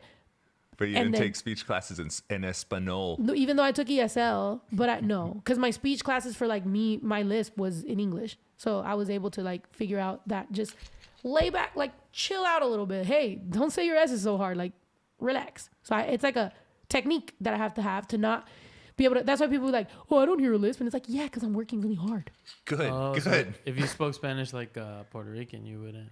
You wouldn't have that problem because they don't even say the S's. Puerto Rican. Español. No, yeah. Puerto Rican. I should have talked to that Spanish girl like that I was talking to. Yeah. Because she was, I'm telling you, bro, nobody talks about the fact that there is an actual language barrier between different Latinos. Fuck yeah, there is. Argentinians are a pain in the ass to listen to. No, but not only that. Spaniards are a pain in the ass to listen to. You're going to piss off the whole Argentinian fucking fan base that I built. Well, they say the same shit about us. No, it's like we have a hard time. It's not just that. It's that, like I can speak Spanish to people, right? And I can talk about the general stuff. But whenever you get in that like mode with a girl and you're trying to, sweet talk or whatever, I don't know how to say Spanish words to somebody. And let's be real. Mexicans don't have the smoothest Spanish. I feel like Caribbean people obviously got some little smooth Spanish for that type of shit. Yeah. But me, I'm like, la chingada madre. No, I'm just kidding. That's racist. Tratando de calentar el comal with some fucking talking shit.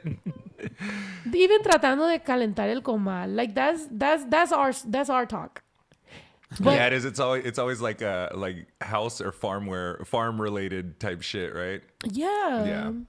Because she was speaking like some things, and I just didn't even know. I was like, okay, like, what's that? Like, I don't know at that point, How was she trying to warm up the situation? Oh, there was a lot of warming up. Like, bésame, tío. No. No. Wow. No. No me beséis, tío. She was not speaking from Spain. She was not Spaniard? She was Spaniard. She was Spaniard. Okay. I thought you were saying Puerto Rican. No jodéis. No, she was she was very hot, but I don't, there was nothing I could there was nothing I could do, to be honest. I was just like, cuddle me. Let's go to sleep. Play me some lame music. Say that I'm a fucking lame. Lulu's right, though. When we write poems, they are fucking beautiful. Oh, sorry. In what? Yeah, Spanish poetry is fucking spectacular. There's some really, really cool shit. A way with words. The thing is, though, is like... She's hot as fuck. The Spaniard was hot as fuck? Hot as fuck. Learn some Spanish poetry, yo. Ligas más. Bomb ass bitch. Yeah. That will forever be a memory. I'm sorry. If anybody, if she watches this and she's like, this bitch, shut the fuck up. It's because it's the most embarrassing thing that's ever happened to me. So I'm going to embarrass myself in front of everybody and let y'all know. This is embarrassing. I'm an embarrassment to lesbians everywhere. Didn't you say she learned English, though? I'm embarrassing. She learned English. Hey. Now the ball's in your court. Yeah, this... Hey, I'll bring you to LA. Come on. Let's go. Try 2, please. Please.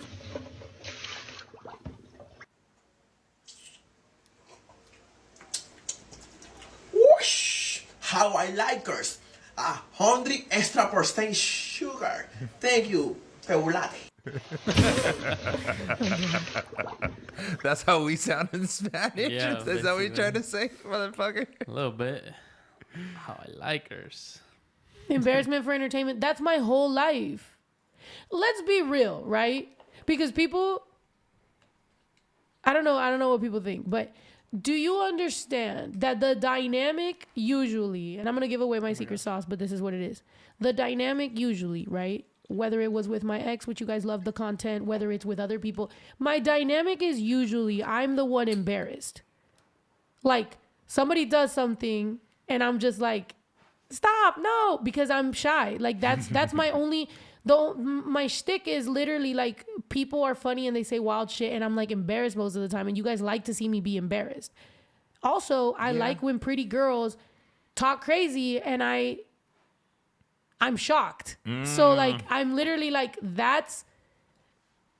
That's your thing. That's who I am. Like, that's what it is. I love when girls that, you know, that's why if you're too sweet to me or too nice to me really quickly, it's like, that's cool. Like, I like that. But I like being made to feel nervous. If you're not making me nervous all the time, it's a trauma, really. I should probably, like, you know, hopefully the therapy, on the edge, the therapy will be figured out. But I like to be nervous. It's like, make me feel something. You know what I mean? Like, I go on stage, I'm nervous as fuck. Do you understand I have stage fright? Do you guys understand that the reason I get drunk on stage is because I have fucking stage fright? Do you get that? Do you get that I literally even have stage fright in public restrooms? I can't pee unless there's a lot of fucking noise. Literally, when I was locked up in juvenile hall, they had to give me my own room with a bathroom because I couldn't poop for like a week in front of everybody and I was getting sick. So they were like, we're sad that you can't fucking poop, so you get your own bathroom, you fucking brat. And I'm like, sorry, but that's what it is. I'm easily fucking embarrassed. But also I've somehow learned that the most success I've had has been when I worked through my embarrassment or me being shy, which is really weird because it's like, I said this, and Ito, correct me if I'm wrong, but because everyone knew that I was going through something this whole last year, everybody gave me a lot of space and a lot of grace. And everybody was like, yo, Snow's going through something, like, leave her alone, you know, blah, blah, blah. But what I did admit to myself, because I am a very self-aware person, is that I think I'm ready for people to stop giving me that much space and that much grace, because what it's made me do is now whenever I need alone time, before I would need 5 minutes alone before I go on stage, and I'm good. I'll be like, yo, give me 5 minutes. Let me go in the bathroom, 5 minutes, calm down. That's it. It's gotten to the point where people gave me so much space and so much grace because I'm going through something, that I've been needing like an hour and a half of nobody around me. At that point, it's like, bro, like, stop, like, push through this shit. Like, don't fucking be a fucking coward. Don't keep punking out. You know what I mean? I don't seem shy because I'm talking to a fucking camera. If you think about it, there's nobody here except for my fucking friends, and we're drinking to do this. Do you think that that's your brain or your subconscious trying to, I don't want to say it's not overcompensate, but try to make up for the fact that you don't know when you're going to get that space again? So your brain is just like, let's fucking sink into this shit now and absorb as much of this as we can. And then you just kind of got used to it, right? I recharge, yeah. Yeah, I know that's the problem, is the recharging. Because the recharging, sometimes we get stuck and like grind. And then you have these long spurts of just your fucking body gives out. Yeah. So it's like, and I'm older too. So I went through years. A lot of the shit that you go through, I was like, fuck, that was me 5 years ago, fool. Like, it's just that, not only is it the nonstop shit, but it's the juggling multiple fucking projects at the same time. It wears on you, but you don't see how much it wears on you until you step away from that for 2 seconds, and then it's kind of hard to get back into that fucking groove. So it's like, how do you incorporate these little breaks along the way so you don't have to take a long fucking break, right? Yeah, I think that's what people, maybe I'm not saying it the way I mean to. Of course, social battery breaks are needed, right? Of course, taking those breaks. Yes, you're absolutely right that that's the moment that I take to recharge in order to be able to give. What I'm saying is that after a decade and some change of doing this, I know myself, and I usually need a 5-minute break every, like for every hour I'm social, I need a 5-minute break. What I'm saying is that because I was going through something that was so obvious to everybody around me, they've given me all this space and grace for it. And that social battery break has grown to where now I'm becoming a little comfortable with everyone giving me as much space as possible. And I think it's being a little bit of a detriment to my actual healing, because now everyone, it's kind of like everyone's coddling me a little bit too much. And I'm literally taking it upon myself to let people know, you don't need to coddle me anymore. I'm okay. Like, I'm going to be okay. Even if it seems like I'm not going to be okay, I need people to get back to how we regularly should be working and are working. And yes, I need my 5 minutes, but I need to slowly start getting back in the groove of things, because if not, what's going to happen is I'm going to sink deeper into thinking everybody should allow me as much fucking time as I need. And that's not how I work. What happens is, after a while of doing that, I start getting depressed, because now I know I'm not doing enough. And now I have to like make it up somehow, or it could be a detriment to my career. And I'll tell you the truth. If that happens, if my job fails, I'll really be depressed. I don't even know what the fuck I'll do. So it's like, as much as people think that making me feel comfortable about those little things, if in the long run it has negative impact on my actual life and my actual career, we could see the results of that in a year. You know what I mean? And it's like, I don't want to get to that point. So I think a lot of times, and I'm saying this just because there's times when we have to speak up for ourselves and be like, yo, thank you guys for being amazing friends. Thank you guys for everything that you're doing in order to try to make me feel as comfortable as possible. I'm letting you know now it's okay for you to push back on me and be like, yo, get back to it. That's the best thing you can do for me as a friend right now. Yeah. Not giving me as much space. Let her be alone, guys. She needs time alone. Let her be alone. Yeah. Now it's like I'm giving y'all that permission of like, yo, step back into this shit and be like, hey, let's go. Let's do this. Which is what happened the other day when we were talking about why I don't hang out, why I've been stuck in my room, why I just have been so distant, so far away from everybody. And I told him, I was like, honestly, I feel like, you know, as much as you guys are letting me do my own thing, like sometimes I feel like I don't really have that many friends. And so we had a real heart to heart, and then right away went to the fucking jumpy thingies. Went to the jumpy thing. Yeah, I think that was a big change on my part because obviously we've been hanging out and we've been working together for maybe like 3 years, almost 4 years. And I came into this shit as a fan. I was a fan way the fuck before I ever stepped foot in here. As a matter of fact, I made a lot of changes in my life so that I could be able to dedicate the time to be here. Yeah. And to apply all the shit that I acquired professionally to be able to apply it to what we're doing here. But it was a thing for the first to like being on the ranch here for the longest time of being like, all right, I'm not 100% sure how shit's rolling. Cool, this, that, and the other. It's like I will get in where I fit in. But it was a huge change in the last few months to where it's like after all the shit that you've been going through and a lot of the stuff to where it's like, all right, we got to get ready to start getting stuff for tour season. And the conversation that we had the other day had a lot to do with like, yes, there's all these pending things that we could get started for tour or this and that and the other. But at the same time, after hearing you vent on a lot of your frustrations and a lot of the shit of like, oh, this is where I'm, you know, these are where the problem areas are that you were running into frustrations. I was like, all right, cool. We don't need to give a fuck about any of this tour stuff right now.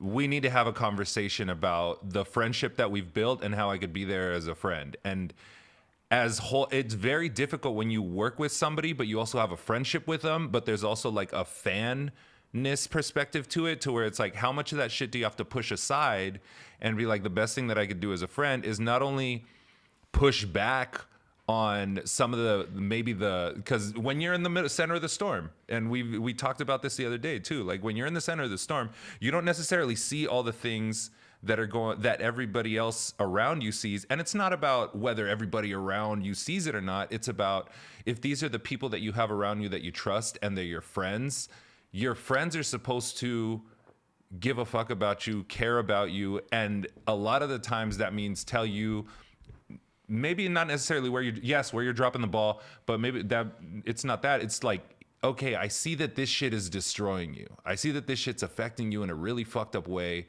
I don't have the answers for you, but I could tell you right now from the outside looking in, it's obvious that this part or these things or this stuff right here is an issue. So I will, it's more important for me to be friend with you right now and later and whenever else. I'd rather, if I could salvage anything out of all this shit, I'd rather salvage the friendship than the business shit, than the fan shit, than all this other shit. It's like, fuck all that. I'd rather be the friend there for you than it is all the other stuff. I'm not worried about the other stuff. Yeah. If we have work and mutual work that involves deadlines and shit like that, fuck it. I could figure that out later, or that could be some other stuff that gets played out somewhere else, or whatever the fuck it is. And same thing with the fandom. Like the fandom part's easy.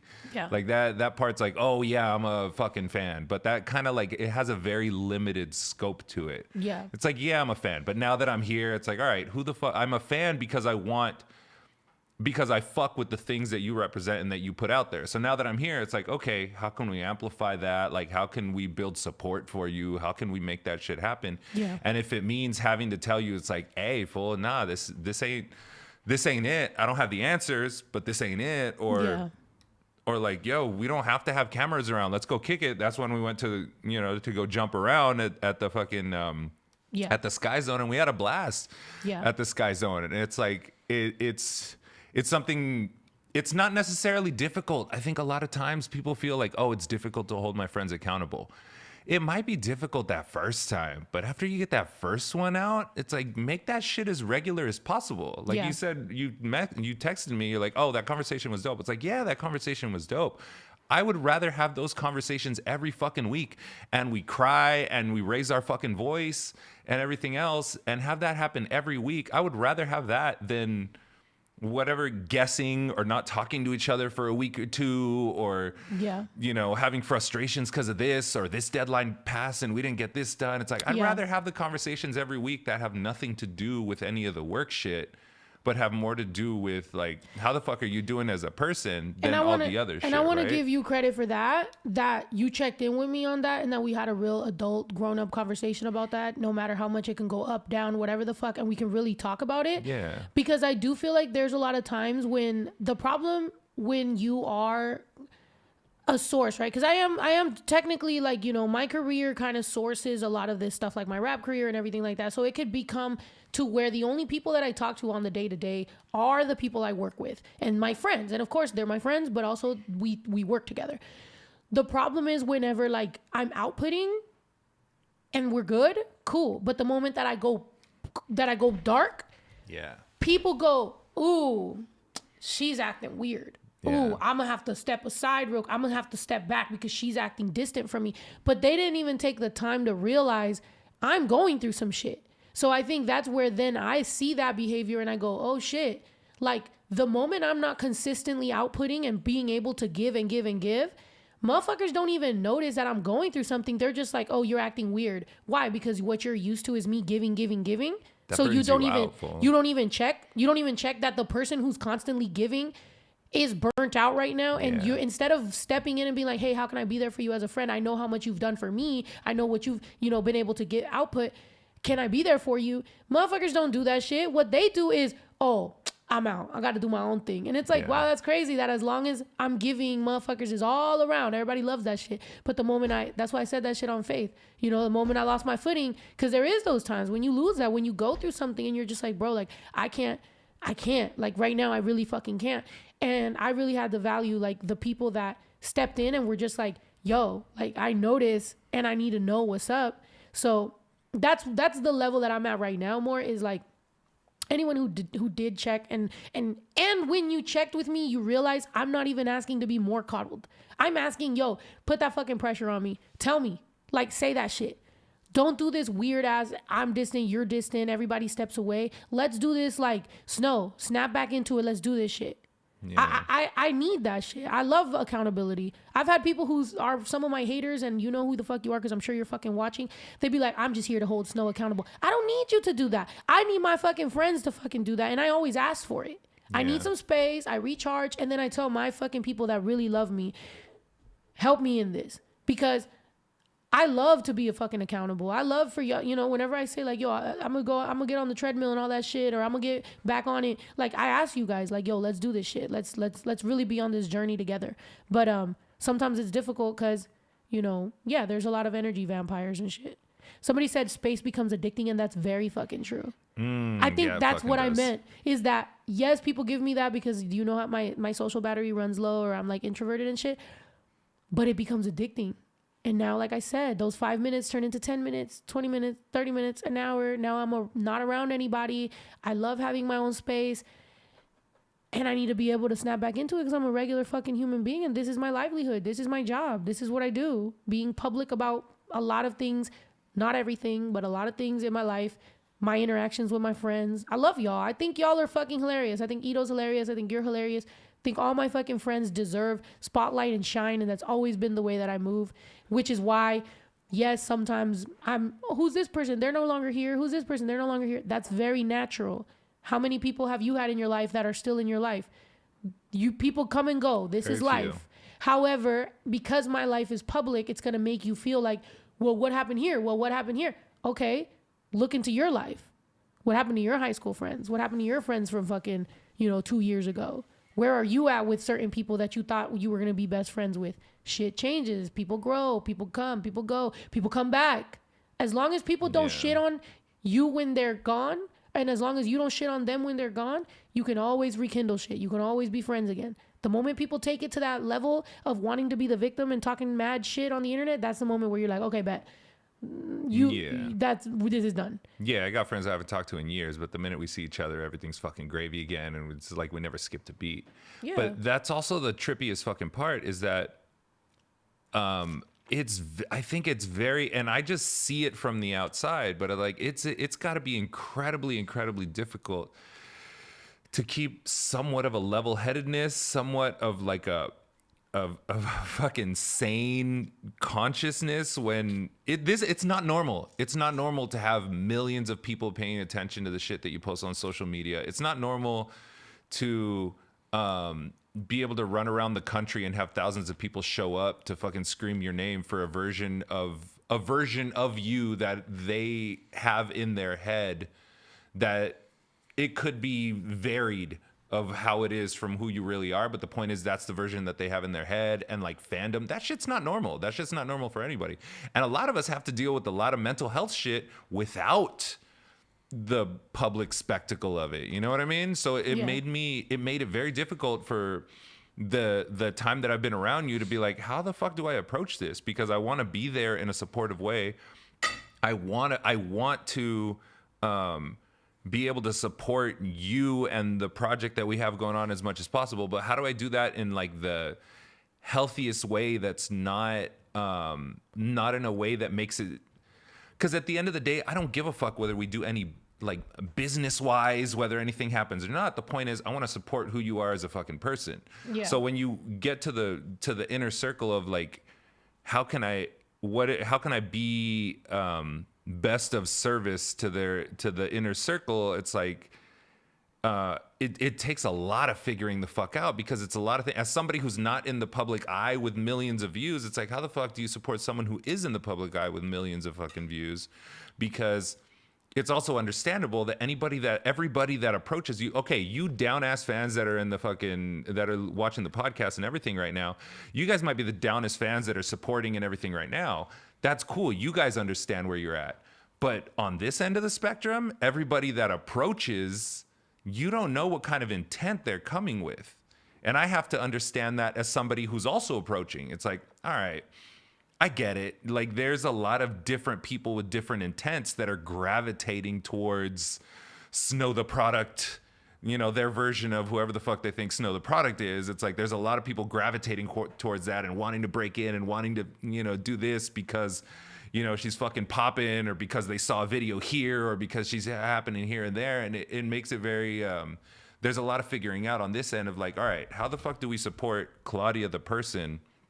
And how do we make sure that we're good and sustainable long term, while at the same time, like, not being able to understand all the shit that she has to deal with, but being able to see all the shit that she has to deal with and be like, yo, if you know, let's do some other shit that's away from cameras. Yeah. Or like we were talking about the conversations that we have. I would infinitely rather have those conversations away from cameras, away from other people, because like that's way more on it, and you should. Fool. But like, when you have those conversations, because that's the digging deep and having those conversations, and then you can publicly have the conversation now, right? Which this is now a conversation after we've came to an understanding, and we can have this convo, which is a very difficult and very necessary conversation to have as friends and as people who, you know, it's so easy for people to be like, don't give a fuck what people think. Oh, people are spreading rumors about you. Don't react. Yeah. Leave it alone. Yeah. But it's like, bro, there's only so much damage people can try to do to your character and to yourself that I could live here and be like, oh well, God knows my heart and my real ones know what the fuck. But there's a little level of like, yo, at some point you got to stand up for yourself and be like, bro, you're not allowed to talk about me like that, especially when it's like, I should have, you know what I mean? Like, it's like if there's like a rumor going around and it's like, you know what, I should have done that, but I didn't do that, and it cost me a lot of pain in my real life to not. So for somebody to still say something that I did, it's like, I didn't do that, but whatever the fuck. Anyway, this is my fucking livelihood. So ultimately, it doesn't matter what the fuck is being said. If the whole internet was to say I'm a fucking crackhead, and every time you Google me and says I'm a crackhead, guess what? Most people are going to think I'm a fucking crackhead. That's how it works. But unfortunately, that type of pressure is just part of like what comes with this shit. And the best thing you can do is remind people there's 10 years of my life and of shit like this, I'm drinking on a fucking Monday going live. There's no editing. I'm getting drunk. I'm almost done with this fucking shit. I'm just talking. If I was as shitty of a person as some people like to think and remember, it would have came out already. But it doesn't come out because guess what? That's not the person I am. It's just that, like Chisel said, everybody got a different version of you in their head. A lot of times when people like to victimize themselves, they need the other person to be a fucking evil person. Because how the fuck can you be a victim if the other person isn't evil? Because how the fuck could you ever come to accountability? How the fuck could you ever realize where you fucked up if you don't if you don't make the other person evil? You know what I mean? And guess what? Nobody's ever going to say, hey, I'm the evil one. Nobody's ever going to say that shit. Yeah. No one's ever going to be like, I'm the evil one. I met one person that did, bro. Yeah. I was in an Uber ride and the fucking guy. The driver? The driver was telling me, I was in a pretty long Uber ride and the driver was like, he's like, you know, it's just hard to, I remember, I think I told you guys about the Uber drive that I got into where he was in a conversation with his friend and he's like, I'm sorry. He's like, it's going to seem really like dramatic right now. He's like, but do you mind? And I was like, no, you're good. And I'm hearing their convo and it was crazy. His friend got caught cheating. And he's telling his homie like about all of it. And he's like, but you know, she be doing her dirt too and blah, blah, blah. He's like, man, well, if you really love her, you know, you guys need to fucking work it out, blah, blah, blah. They're going through all that shit. So then he clicks, right? It ends, the conversation ends. And then he starts talking to me and he's like, you know, and he told me that he was the evil one in the relationship. He's like, I feel like shit that I'm the monster. He's like, it really feels bad to know that I was the monster in the story. And so it eats me alive every fucking day. He's like, so I literally Uber to try to not be in my thoughts. He's like, I make music, I do this, I do that. He was saying, I do all these things. He's like, but he's like, it fucks me up in my head because by the time that I was willing to admit that I was the monster in the fucking story, she was done. He's like, and I just can't fucking live like this. And I'm like, God damn. That's fucking crazy. That's progress too, though. Not only is that a rarity, but that's fucking progress. Because I've been the piece of shit in relationships as well, especially through my fucking early 20s, scumbagging it left and right. But like to get to a point where you admit that and feel guilt. One thing's admitting it, because you could admit it to your boys and be like, yeah, I was a piece of shit. Yeah, I was fucking around all the time, constantly. But another thing is to feel fucking bad about that. Yeah. That's points to that dude, and hopefully he figured that the fuck out. But yeah, you gotta admit what you gotta be able to recognize when you're a piece of shit, and you have to feel guilty about that shit. And a big part of that, if you don't, is you do have to build friendships that you can trust when you get in, like you were talking about earlier. It's easy when everybody's doing good and when we're fucking killing it and everything's doing spectacular. I usually try to take those opportunities to build so that when we are not doing good, we at least have something to fucking start off from, and we're not starting from scratch. But damn, that's fucking hard one. You got to keep people around you that you could trust in shitty situations. Not just that you could trust in good situations, that you could trust in shitty situations to call you out on your shit. Yeah, the thing is that, self-awareness is very important because, sorry, that's the only reason that's the only way you're going to grow. If everybody around you enables you and doesn't fucking tell you the truth, and you don't really, si no tocas piso, like if you don't, it's like jumping in the pool. You know how sometimes jumping in the pool, you're just kind of there, you're kind of floating until you touch the floor and you can push yourself back up. That's the only place. So when you get to that real place of like, yo, this is where I fucked up, this is what happened, and it's real facts. It's based on facts. You can sit there and tell yourself these lies all you fucking want and be like, well, but you, and every time you're pointing out and saying all that shit, but you're not really like pointing at yourself and being like, bro, this is what could have happened. When things aren't based on facts, here's the biggest thing. When you react to screenshots or actual facts, receipts, facts, real life, tangible, real shit, when you react to that and you go, well, that's when you know you're not being accountable. Yeah. Because the only thing that a narcissist, narcissists can't fucking go any other route, they literally cannot react well to fucking actual facts. Yeah. If you ever, like I said, there was somebody a long time ago that, they were like hitting themselves, and I had to film it because had that person woke up and been like, you beat me up, I had to be like, no. Here's the video. I was trying to stop you, but you was wilding. You know what I mean? That's it's the hardest part is when alcohol and drugs are involved, because it's like you can't hold them accountable while they're fucked up, because they're gonna always just play it like, oh well, I don't remember that, I was fucked up. Like I got friends like that. It's like I'm if somebody was to get in your own heart. dog, If you were to get in your own fucking car, bro. If you were to get in your own fucking car and be like, I'm gonna crash my car, I would have to be like, please don't. But also I would have to film it, because if you wake up the next day and you're like, you crashed my car, and now it's a he said, she said. Now what the fuck am I gonna do? Now am I gonna post it? No. Am I gonna go social media? No. Am I gonna do any of that? No. But it is a public record, because I have been someone who has been dealing with a narcissist my whole fucking life. I do believe, one of my parents, actually probably two of my parents are. So because of that is that I've had to be able to understand that the only way that a narcissist cannot fuck with your head is having actual facts. Receipts. You have to take notes. Doesn't mean facts, you have to go public or go on the internet. internet. You don't got to do all that. I think that shit is for fucking your own fake mental as fuck. sanity. It's you for need your to own be mental. able to document shit. You need to be able to go back and reference shit, so they'd be like, I'm not going crazy. Yeah. Like if I do bring this shit to accountable. And there's patterns too. The thing with narcissism is like we all have a little bit of narcissism.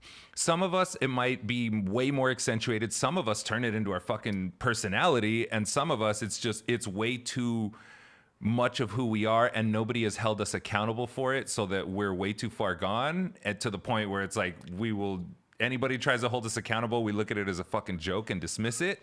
Because I have people around me, and it hurts when they're in your family, that's who those people are, that it's like, fuck, fool, I'm trying to address this shit so that you could address this shit. But the point is, it's like, fuck, fool, like you have to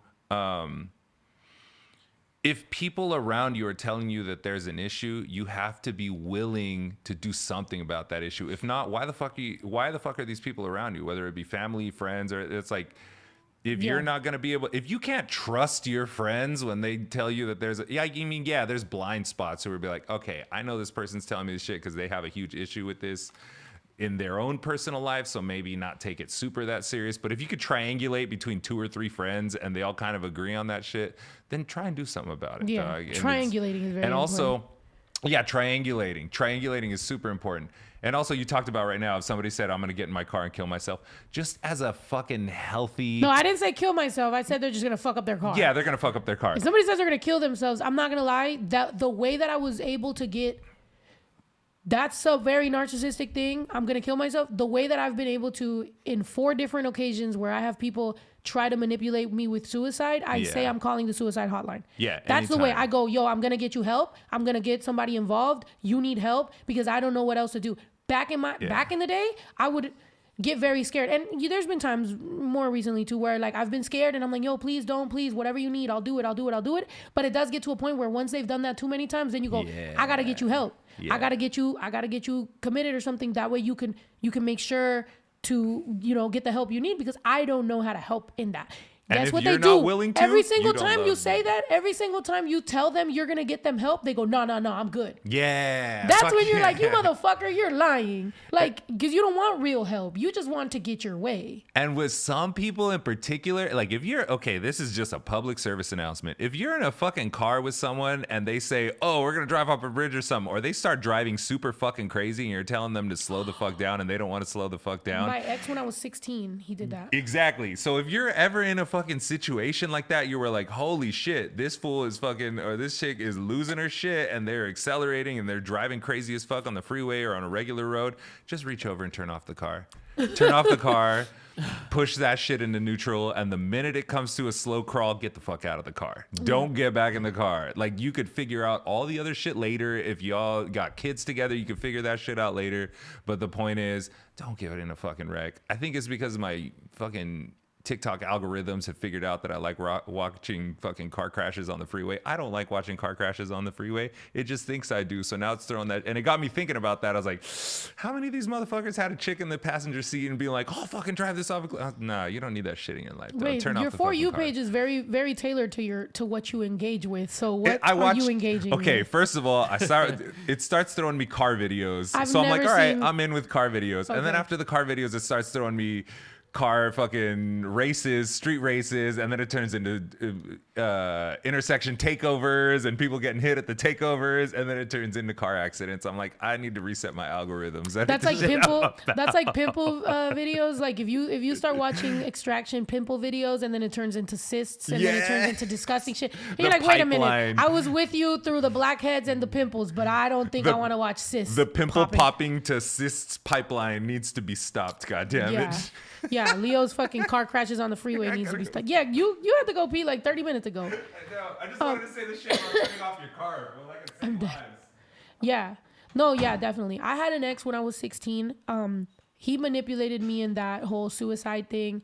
That was also the first time that I was in a domestic violence situation where I don't know, you know, when you're 16, you're like dumb. And like when you're 16, you ever heard that Taylor Swift song? No. Somebody tells you they love you, you're gonna believe them. It's kind of what you're talking about. Oh my gosh, drag me. Yeah. So yeah, that was my first like serious relationship, and the person wasn't a domestic violence abuser to begin with. Was actually very sweet, very nice, but eventually turned into, you know, very jealous, very projecting, very like, why are you looking at that person? Why are you looking at that person? It got to a point where I was literally like looking down when we were driving, because it was like the moment I would like look up, it would be like, oh, you staring at him? And it's like, no, I'm just fucking. Turns out, actually, he probably did cheat on me. We found that out yesterday on TikTok, that the reason he was probably projecting was probably because he ended up cheating with one of my friends, I think, but it just goes so far. I think he ended up, I found out they did meth together at some point. Oh, God. Yeah, so that got crazy. Here, it gets really messy, because to be honest, the person who gave them the meth was my mom's ex-boyfriend. Oh, my God, it's getting Maury. It gets crazy up in this bitch. So look, I had okay, so yeah, like I met this person in Mexico. I told you they lived in LA. I lived in San Diego. They moved to San Diego for me. They didn't do meth at this time. So they're living there. They find a job. They find a place to stay, all this shit. Eventually he's renting a room from like somebody, all this shit. Then eventually, he's just like, I got to make ends meet. Like I'm working, but I need to make more money, all this shit. My mom used to date a dude that used to be a drug dealer. So he didn't drug deal no more, but at the time he was like, I mean, I can get you something if you need something. So the guy was like, yeah, I think I need some, whatever. He ends up getting it. He ends up drug dealing. At some point, I'm assuming the business wasn't going so well for him, so he decided to do it, right? I didn't know that my friend, who I have another story with that I've told you guys about before, so it's really funny. Do you like how you've been watching me for 10 years and this is the first time I'm telling you this story? Imagine how many stories I have that I've never really like shared. But I will eventually. But okay. So this person, I used to work at Wings and Things. So if Shannon's in here, she knows. if my friend Shannon's here, she used to work at Wings and Things with me. So I would go to school. I was going to high school, and then I was going to work every fucking day. I've always worked. The moment I turned 16, I've had a job. Even before that, I was working under the table, and then I got a real job every single time. I've never not worked. So anyway, I have a job. This motherfucker got to the point where he was literally outside my fucking work, staring at me and being like, what are you doing? What are you, who's that? Or what, you taking too long with this or whatever. Waiting for me outside of work. Waiting for me outside of work. And I was just like, I don't know why that wasn't giving me meth vibes at the time. I guess because I've never done that drug, so like I wouldn't fucking know. But anyway. Yeah, that shit's super paranoid. Like you see it immediately with people that do meth. Like they got. I don't think he did yet. Paranoid. I think he just already had those tendencies because he was a little like intense. Like, but at 16, you're just like, oh, he's so sweet. You're like you're so sweet. Well, his dad was a coke dealer in Mexico. Like then he definitely at least tried it. So anyway, yeah, all these red flags, right? So he'd always be outside of my work, all this shit, whatever. It got to the point where literally my work started getting very annoyed of like me having to take breaks and shit, that I eventually quit my job. And I was just like, okay.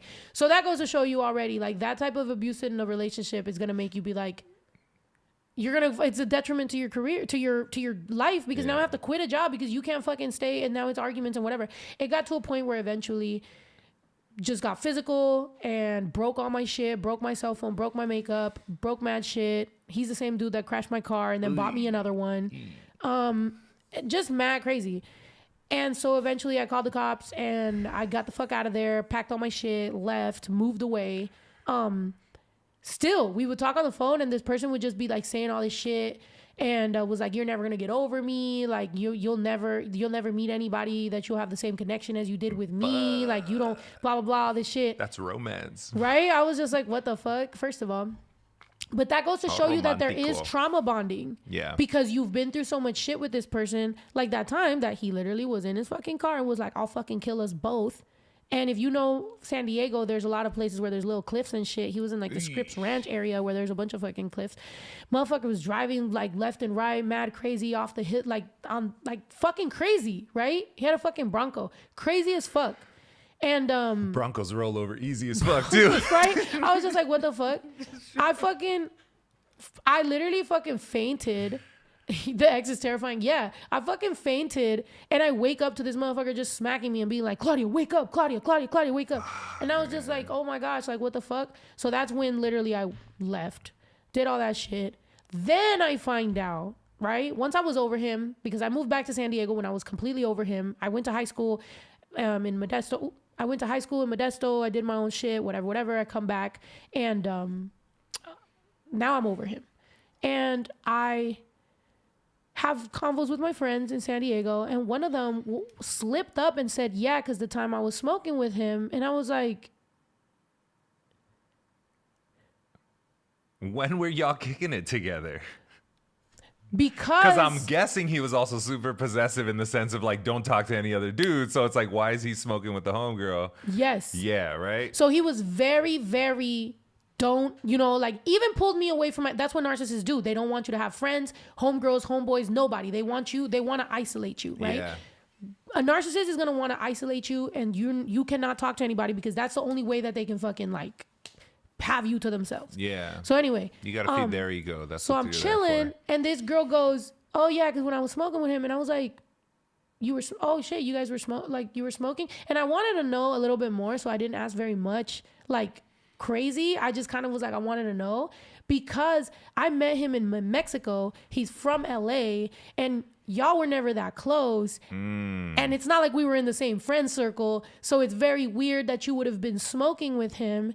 And she goes, and that's when she admitted that she smoked meth with him. Yeah. And I was like, y'all smoked meth together? And like, I was the one that was being accused of every fucking thing under the fucking sun. That's when it started fucking with me in my head because now I'm like, wait a minute, what the fuck? Like this shit was all projecting and weird and like. Was that the beginning of the end? And blah, blah. No, I was already over him at this time. Okay, you were already over him. I was already over him, good. but that triggered me back into a cycle, which is what I want to let y'all motherfuckers know. When you find out some crazy detail about the relationship, it'll trigger you right the fuck back. And as much as you're over that person, you back in the fucking cycle because now you're like, wait, now I need answers. It goes back to you. It makes you feel stupid. It makes you feel stupid and it makes you be like, bro, I gotta hit him up and ask certain questions, which I was so over this person. But now I just want to know because the curiosity, right? Curiosity killed the cat. So literally I was just like now I gotta know.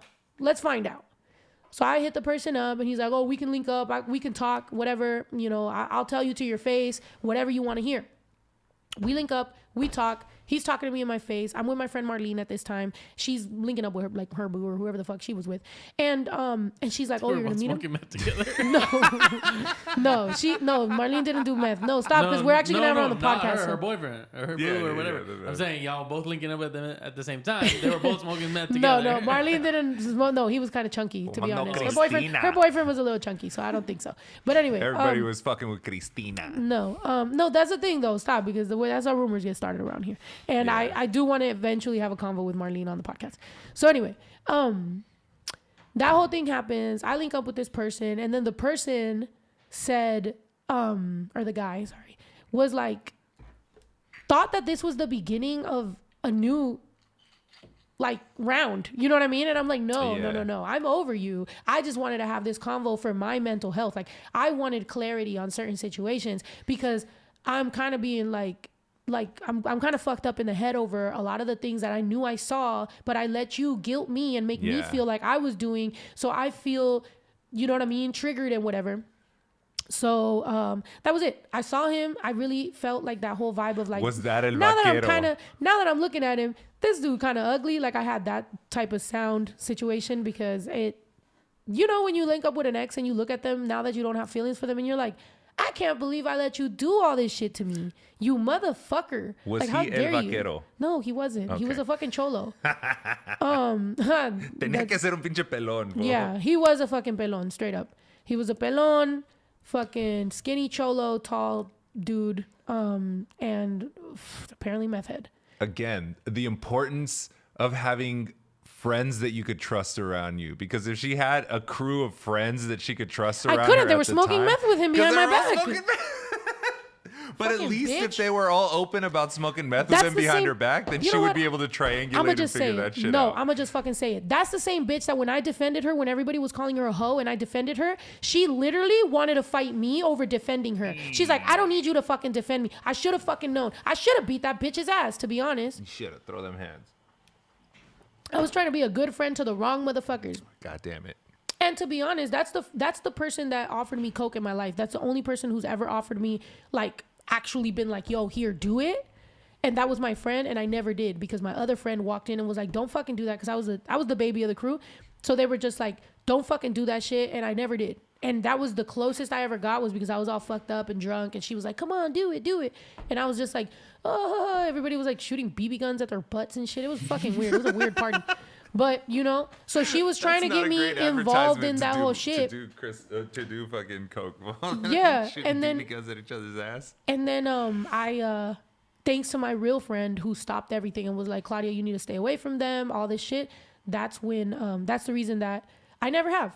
I really have never done that drug. Dude, I've never done any of that. I will say crazy shit. this. From the outside looking in, it might be like, oh yeah, this is definitely a crew that fucking, yeah, it's a crew that parties hard. We might fucking smoke. A bunch of people might be stoners. We might fucking drink a grip. But I am very, very, very grateful for the fact that this is not a coke crew. This is not like, no son periqueros, ain't nobody racking lines around here, not on tour, not on the best day, not I'll on tell the you this, worst day. anyone who I does am do coke is not part of the very grateful crew. for that shit. Anyone who does do coke is not part of the crew. Yeah. Anymore or is Yeah. or anything. The moment I find out anybody's doing that shit, I go, either you're stopping or you're leaving. That's it. Yeah. And if you choose coke, that's cool. That's on you. But Yeah. around here, I just have a very big, because you got to think about it. This is my house. Like, this is the ranch. Like, I want to be able to leave things around, or, you know, if there's money on that counter, I want to know that it's still there. I want to know that I'm very like descuidada with things, and I don't want to be around people that I can't trust. We look at cokeheads the way that your Mexican tia looks at you for being a marihuano. Like, it's not like the progression of that shit. But I'm Again- very grateful for that, because I've been around coke circles and I'm like, damn, fool, you motherfuckers, just like, there's an unpredictability, a wild ass factor, and like starting a bunch of businesses that are never going to happen type of shit. And I was like, I don't need to be around this shit. So the fact that this is a group from top to bottom that I'm like, all right, I'm comfortable around these motherfuckers. I know that if we wild out, it's like it has its And its to the person comfortable that limitations. said coke is rich people's drug of choice, then why do so many broke people do it? Yeah, fool. Yeah. If coke is so rich, then why is it that most of the people who have fucking coke problems are actually broke as fuck and literally only work to be able to do coke and party on the weekend? Yeah. Why? Because they're not balling. Most of the people that I've known that do coke, they're not happy. They They're ain't even fucking doing quality miserable. coke. They don't even do quality coke. Yeah, they ain't they even literally doing like quality coke. only want to do it whenever they're partying around their friends or whatever, and they usually do it to feel better about something they're doing that isn't even fun. You feel me? So it's like, I get it. I'm no judgment. Whoever the fuck wants to do it, do your thing. All I'm saying is you're not gonna be my everyday friend. You can like I've known rich people. I'm not gonna lie. There's artists or like people that might do it and they do it on their weekends or whatever. That's cool, but you're not gonna be a person that's like in my house all around every single fucking day. That's not gonna be a thing. Yeah, But if you're doing key bumps on a Tuesday, tone it the fuck down, dog. You ain't coming around. yeah, Like, we you gotta said, "Are you step sure it the ain't fuck crack?" No, it's coke. I get that you're being defensive you smoke over it. crack. You ain't Hold snorting. Hold on. To the person, wait, I want to know who it is because Anne, you're seeming a little defensive with the little thing that you got going on.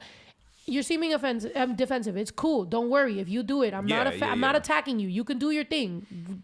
All I'm saying is, for me, around my household, I try to put a stop to that. You know what I mean? That's it. I understand that people do Molly, people do ecstasy, people do this, they do that, whatever. I'm not telling people not to do I'm down for their Molly life. and ecstasy. I ain't gonna fucking hate on Molly and ecstasy. I just feel like from what I've seen, that drug doesn't lead to anything good. For your own health, for your own benefit. I'm not, if you want to do it and you're around me, you know, here and there, do your thing. Don't offer it to me. Don't offer it to anyone in my crew. Do not bring it on my fucking tour bus. Do not, none of that shit. If I see that shit, you're going home. That's it. Yeah. That's a hard boundary for me. But that's my boundary. That shouldn't affect, you know what I mean? Like if you're a viewer and you feel offended because you like to do it on the weekends, that's on you. That's your business. You know what I mean? That's it. Yeah, if you're a key bumper, just tone it the fuck down when you're around. That's it. Like, just don't offer it. It ain't gonna happen. And again, it's very much because I don't even think it's good for you. It changes the chemistry in your brain. And a lot of times the people that start kind of doing coke, they start getting a little questionable in their decisions because they start slipping everything off as like, oh, this is cool. Oh, this all right. Oh, she won't be mad if I just grab a little. Oh, she won't be. That's what I've gone through that with friends where it's like the judgment and the boundaries and the moral compass starts shifting a little bit. I'm not saying a lot. I'm not saying you do one bump of coke and all of a sudden you're the most shady person in the world. I'm saying people start by doing it here and there. People start by doing it every time I party. Then on the weekends, slowly but surely, as you start progressing doing it, little moral compass things start getting a little fuzzy. You just stop being fun to be around. Starts getting a little fuzzy. Yeah. Plus, if you really think about it, a lot of motherfuckers start getting mad emotional. Mm-hmm. They start crying. They start getting mad emotional. They start going up and down. They're fucking crying and fucking being crazy. One moment, all of a sudden they're fucking laughing and having a great time. Then all of a sudden they're fucking depressed and they want to kill themselves. Then all of a sudden they're this. It's like, bro, if you have mental health issues and you're doing a drug like that, somebody should put a stop to that shit. Because you shouldn't be fucking doing that. You got mental health issues. You need to work on those mental health issues. I already have a problem with the fact that I have mental health issues and I drink. I don't think we need to add drugs. You know, but that's what it. The devil is a lie. Which a lot of you people might fucking think that Snow, like for all the reckless ratchetry that she's chill as fuck. She stays in her room. She kicks it. She does shit with with Drew, with Ito. Like she's not really that fucking savage ass, wild ass party animal. You know, it's like, yeah, shit's chill. Party when it's time to party, but. Yeah, it's a very seriously, very Leo, family friendly environment by comparison. It alters emotions and thoughts. That's it, bro. Yeah. Like it's not even so much about, don't get so defensive with it. Yeah. It's just more like if you're going through something, it's like me. If I'm going through something that I think I need to change my life, I might trip off shrooms, right? Because a lot of times it's been like it sets me up. I will advocate and for shrooms, yes. It changes, it's changed my life. Shrooms have changed my life in very specific times. I don't do it for, for regular. For the here better. And there I have microdosed or whatever. But shrooms is a thing that will maybe give you some perspective. But I will not do shrooms if I'm completely depressed and having a very depressive episode. I'm not going to do shrooms. Or if you're around reckless people. Because, you don't want to do shrooms around reckless people. Yeah. And or if I'm around people I don't trust, I don't like to do shrooms because then I'm looking at them and being like, ooh, I'll never be around these people again. Yeah. So whenever I'm around people that are questionable, I won't do shrooms. And if ever I'm very sad, I won't do them because I have a very bad, come down off shrooms and God forbid, you know what I mean? But it's just one of those things where it's like I have done shrooms or LSD and it's changed the way, let's say it gives me a 35-degree change on something that I thought I wanted and all of a sudden it changes it for me and I go this way. Every single time I've done that, it has been for the better and it has always improved my life in some way. Yes. But I do it with respect to the experience. Drug. You know what I mean? Yeah. I do it with respect towards it. It's not just this thing that it's like, haha, whatever. I do it more in a therapeutic, in a way that I'm like, yo, this is going to get dark. This is going to get ugly. I'm going to have to go through this, but it's mostly for me to do something that maybe I've been dreading doing. Maybe I've been scared that if I really have this vision of something, I'm going to have to say bye to a few people. I hate that. Don't ever do shrooms with people that are going to fuck with you. Do shrooms with people that are going to support you and let you have a good fucking experience, man. That's yeah. Don't. Shrooms are super, super dope, but do them with people that are going to be okay. Like when my girl did shrooms for the first few times, I was like, all right, we'll go on a hike. I got you. I'll bring all the snacks. I'll bring all the food. I'll bring all the shit. Like, have your experience. Don't trip. You don't have to worry about nothing. I'll make sure nothing happens to you. I'm just going to smoke a little weed, but enjoy your shroom trip. And I got you. Yeah. You know, it's like be with, you don't want to be with those fucking people, those friends that you have, those party friends, but you don't want to do shrooms with the party friends that are going to fuck with you. They're going to be like messing with you because you're fucked up and this and that. Don't. You want to have a good experience on shrooms. Yeah. Yeah. And also, like I said, microdosing is cool, but also there's been a lot of times when I've seen people be going through an episode and then they do shrooms every day and they go crazy and they never land. Yeah, you also don't want to do shit every day. Yeah, I've lost some people that were friends that I considered friends that I hung out with every single day. They never came back. Like, so you have to have respect for that. And you have to also understand that when it comes to shrooms and stuff, or like, you know, ayahuasca or any of that type of stuff, the reason that natives were doing that type of shit is because, you know, they knew something they wanted. You know what I mean? Like there was a respect for it. They're not just like, well, fuck it, you know, and mix it with different things. It's like, no, you have to have a fucking purpose. And if you do have a purpose, it'll be way fucking better for you as far as a life thing, like in a life journey type vibe. And that's where it's shitty that drugs get categorized as all one lump sum, because we're talking about shrooms and ayahuasca in the same breath that we're talking about fucking key bump warriors. You know what I mean? Where it's very, very, very different. The times that I've done ayahuasca, it's been with one of the older family friends that took me to some indigenous retreat in Mexico City on the outskirts of Xochimilco, where we're going to stay an overnight, and it's a whole experience. You know, it's like that's very different from motherfuckers doing key bumps in the club bathroom, right? Yeah. Like, to the person that said junkies, shit. like, no, because again, I can't tell you when's the last time that I fucking did shrooms, and when I did them, once again, it was very much with respect towards the fucking situation and the drug and or not even drug, because like I said, it's not to be compared with drugs. It's something that has been used for very many years before fucking all the colonizers came through and fucked everything up and started calling it drugs. Thousands of years. When natives actually have had the fucking answers, because the indigenous people of every fucking continent have had the answers and have all been living a perfectly fine life before all the fucking colonizers showed up and fucked everything up with their diseases and rape and stinkiness and gross, disgusting shit. Before all those colonizers showed up and were gross, indigenous people of every continent were chilling. They'd have their ceremonies. They do certain things in order to figure out life. And that's it. But, you know, if you want to be on the side of the stinkies, that's on you. Aztec shaman used to do a fuck ton of shrooms, go sit at the top of the pyramids and stare at the stars for fucking days and nerd out on that shit. And that's why we had a calendar that was infinitely more accurate than any calendar that we use now, because these motherfuckers were just tripping out on shrooms. Yeah, they might have been cutting their dick and bleeding out a little bit for some weird shit, but that's because they did too many shrooms. But the point is, like, we figured out a lot of legitimately scientific things that we cannot compare to today, because they try to use this shit in the most responsible way possible, right? Like there's a very, very big difference between them and that. And again, key bumps and talking about all the businesses that you want to start that you're never really going to follow through on, dog. Like, it's a very different fucking experience. And you said like those monks that got arrested, but weren't those monks doing meth? Yeah, they were doing meth. And you can't compare. So here's the thing. Here's what we're gonna talk about. Something about being bald.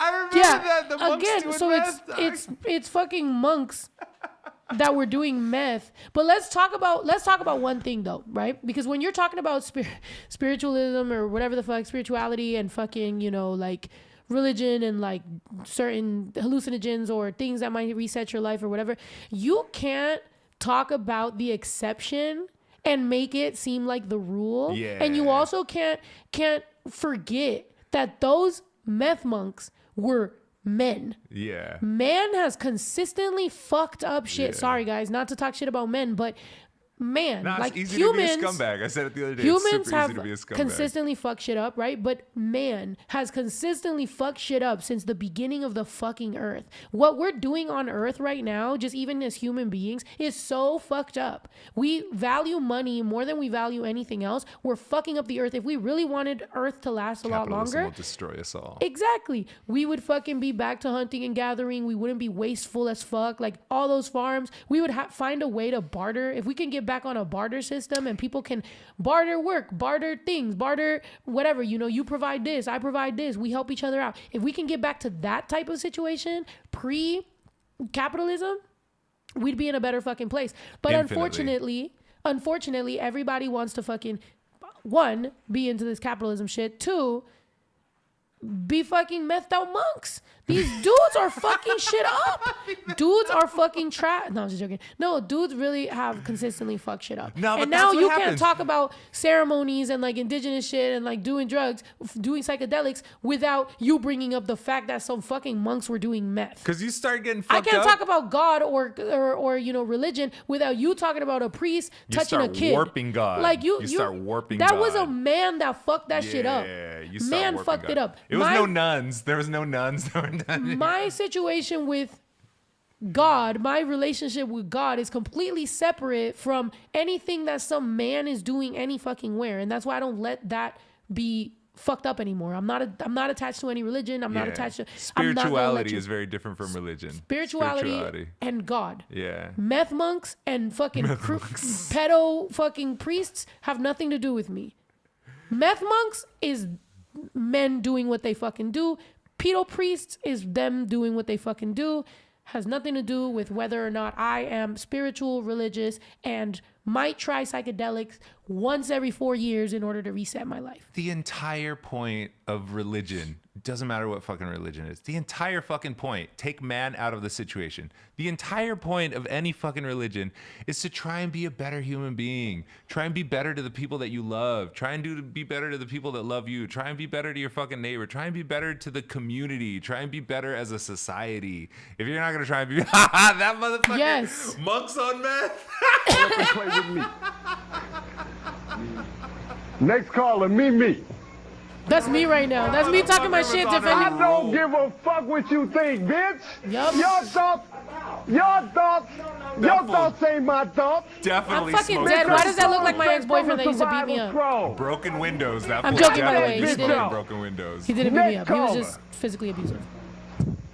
Yo, he looks like him. I'm fucking What dead. happened to that fool? What's happening? That's what we I need to come in the figure out. name of Jesus Where's this by the fool power at? of the Where's Holy this fool Spirit. at now? Because this fool was famous as fuck for a minute, dog. Like I used to get a kick out of watching his methed out rants, Wait, dog. let him Like, this cuss. dude was crystal.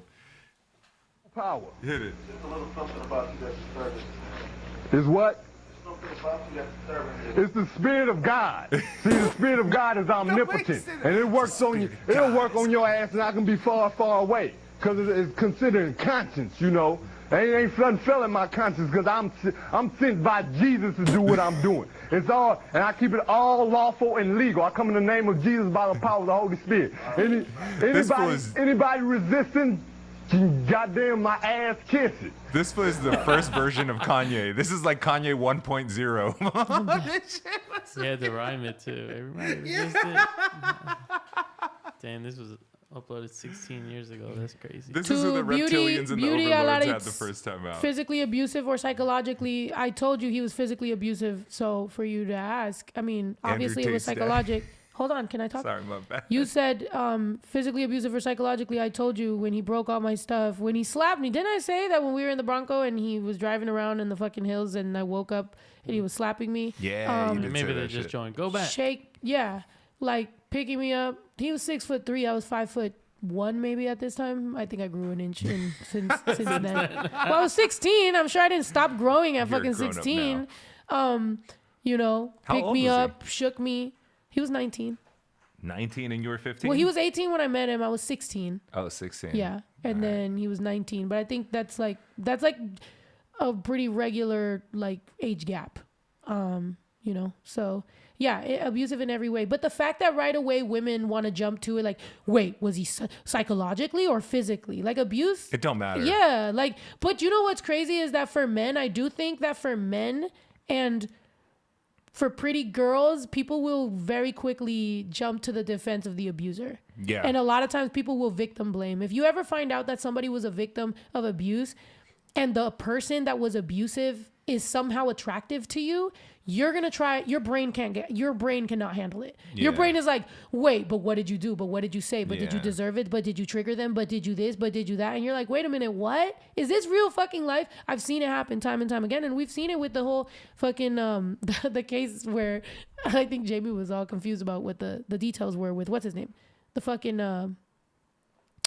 Pirates of the Caribbean guy. What's his name? Johnny Depp. Oh, yeah. Johnny Depp. A lot of people were confused about, you know, whether he was abused or not, just because she's like a white girl, you know, and at the end, obviously. But you know what's fucked up? They've never dated white girls. At the end of the case, everybody didn't like her once all the details came out, but you had to go through dirty details, lawsuit, crazy, messy shit. That's fucked up. Like, you shouldn't have to go through that. He should have been able to walk out and be like, yo, she did this and that, and that's the reason why I don't think she deserves this. And people should have believed him, but you know why they didn't believe him? Because he was a man. Because men, you know, you're usually gonna be like, ain't no way that a girl did that shit to you. So you have to go through lawyers and fucking court and like put out all the dirty details. And the only people that were happy with that was everybody that was entertained. But I feel very bad. But I feel, I feel very bad for people who are victims and they have to continuously have to talk about it or defend themselves when it's like, bro, you should, you know, like, or leave it alone. People could have left that shit alone. They could have got a divorce without it being so fucking messy. But people love to fucking get involved and get the tea. We don't need to know she shit the bed. Not fucking, like that detail could have been left out. But I guess knowing she shit the bed somehow affected, you know, your life, which is why everybody wanted to know that. A white girl wilding out on some like, you're not listening to me, and then shits the bed. I could fucking see that. God damn it. I could fucking see that. Yeah. Somebody said, why are you going to give people different, a pass on different types of abuse? Yeah. Don't give people passes on abuse. That's the whole point. You fucking nincompoop fucking poop. You have to play your mom full of the mental health problems. You said, my sister is in one because it's emotionally, verbally abusive. It's not considered abuse. He's a narcissist. That shit is fucked up. That's still considered mad abuse. Well, just having to deal with a fucking narcissist means you're either going to take abuse or you're going to have to nerd out on ways to manage that shit. And very few people go the second route. But like I said, as somebody who's been in an abusive situation, it's up to you to leave. Yeah. It's up. I'm sorry. And not to victim blame, because I don't think that's victim blaming. I think I understand the connection that you get to that person, but you have to leave. Like you have to cut the cord. There's a book called Codependent No More. You really have to like read that book or listen to it on audiobook or whatever. But it's like, you really have to do it. Whether you could be heartbroken, you could be sad, because at some point when you know you're in an abusive situation and you don't leave, it's becoming your fault, because you're a grown person. You're there because you want to stay, and you can't blame them for acting how they're fucking acting, because you know and you knew what kind of person they were, and you're still there. So at some point you have to fucking leave, and yes, they're gonna guilt you, and you're gonna guilt yourself, and you're gonna feel like shit, and you're gonna feel like you're the bad guy for fucking leaving, and they're gonna beg, and they're gonna cry, and they're gonna say they're gonna kill themselves, and they're gonna do all that shit, but you have to leave. Yeah. Your brain at some point has to be stronger than your fucking heart. You have to trust all the friends that don't talk to you anymore because you ignored them and decided to stay with this motherfucker. Yeah, your brain has to put facts, write it down. I think this is the biggest thing that I can give you advice on. Write down everything you're fucking feeling. Write down the good, write down the bad, write down why you want to leave, write down why you want to stay, write down everything. And just really, that's the only point where like your heart and your brain will be able to separate, because you'll be able to be like, okay, like my brain is reading this, and if someone was treating my sister, my brother, my family member like this, I would tell them to leave. But obviously you can't make that connection because it's you're yourself, you're emotionally involved. It's hard when you're in the eye of the storm. But you have to see it on paper. You got to be able to trust. Yeah. Once you see that shit on paper, you know, and it really sucks, because you said she tried going to a domestic violence shelter. They didn't consider it abuse. She has a plan in place. She's buying time right now. How many times have we seen that? Especially, You know, and a lot of times in our families, like Latino families, where, you know, some of our tias or our cousins or our parents might be in a long-term relationship where they weren't the breadwinner, where they're like, well, if I leave, who's going to pay the bills? If I leave, where will I go to? Yes, domestic violence places and shelters have, you know, they have all these like rules and ways that like they kind of could push you away and shit. And it sucks that as a woman in a domestic violence or in an abusive situation, you have to have a plan in place. Until you do, you're fucked. I might help some domestic violence situations or places in that, because I do think that it does affect a lot of women of color, definitely, and, you know, a lot of Latinas that we were raised like that. You're raised in this machista ass world where you're supposed to accept certain things because, well, he pays the bills. Well, you know, and he's the one that... you think you can't do it without him. You think you can't do or shit you have without kids. Him. Or you got kids. You got kids, and now you're like, well, who's going to take care of the kids? Rent is really expensive right now. I really can't afford to move out and just get my own apartment. Like, he's going to, you know what I mean? Like, I get it. I feel you. And it's a really fucking sad situation. Especially if it's at a point where, like, by the time you realize you got to get the fuck out, a lot of times, especially for women, it's like your whole family doesn't talk to you anymore. Your friends don't really fuck with you anymore because you kind of push them away because you always rode with this motherfucker. I know, I get that shit, but they will happily take you back if you're trying to get the fuck out of that situation. And it's way easier said than done. But it's a fucking leap, but if... Wait, Heather said they don't consider it domestic. Wait. Unless you're in a sexual relationship. I'm trying to read it. They don't consider it domestic abuse unless you are in a sexual relationship with the person, even if they tried to rape you. So because they fail, you don't qualify for help. That's deep, bro. Trigger warning, by the way. Sorry, I should have done trigger warning before we started talking about this stuff. That is very true. And also a lot of times until they actually hurt you, they don't help you. That's why there's been so many cases wherever somebody, you know, ended up dead because they asked for help. They said, well, technically this hasn't happened. So then, you know, bam. Like, I remember I had a stalker and I hit up the police and they said, well, technically until he walks in your house, we can't do anything. And it's like, so this motherfucker has to walk in my house. By the time he's in my house, I'm putting a bullet in his head. By the time he walks in my house, I'm putting a fucking bullet in his head. So who are you going to arrest? You're going to arrest me. Because if I have a fucking stalker that stays outside of my gate and at 3 a.m. for 3 hours and is leaving weird notes and is doing weird things outside of my house, I'm a single mom with a child in my house. By the time he walks in my fucking door, you're going to arrest me for murder. And now I got to go to court and deal with all this fucking shit because California tends to be too fucking soft on fucking criminals. That's fucked up. So I get it. Like, trust me, this type of shit, like, I'm not being shady or having any like of these topics for any other reason than really this shit needs to be talked about among women, among Latinos, men, all of us. And in the queer community needs to be talked about because domestic violence in lesbian relationships and gay relationships is fucking wild. And a lot of people say it as a joke that, oh, well, you're two guys or you're two girls, just squab it out. And it's like, no, you shouldn't be raising your hand on your partner, the person you love, the person you really love. You should not put your hand and hit them. You know, why are you smirking? Because someone said something about shitting the bed. You're right though. I'm reading comments. My bad. You're right. Continue.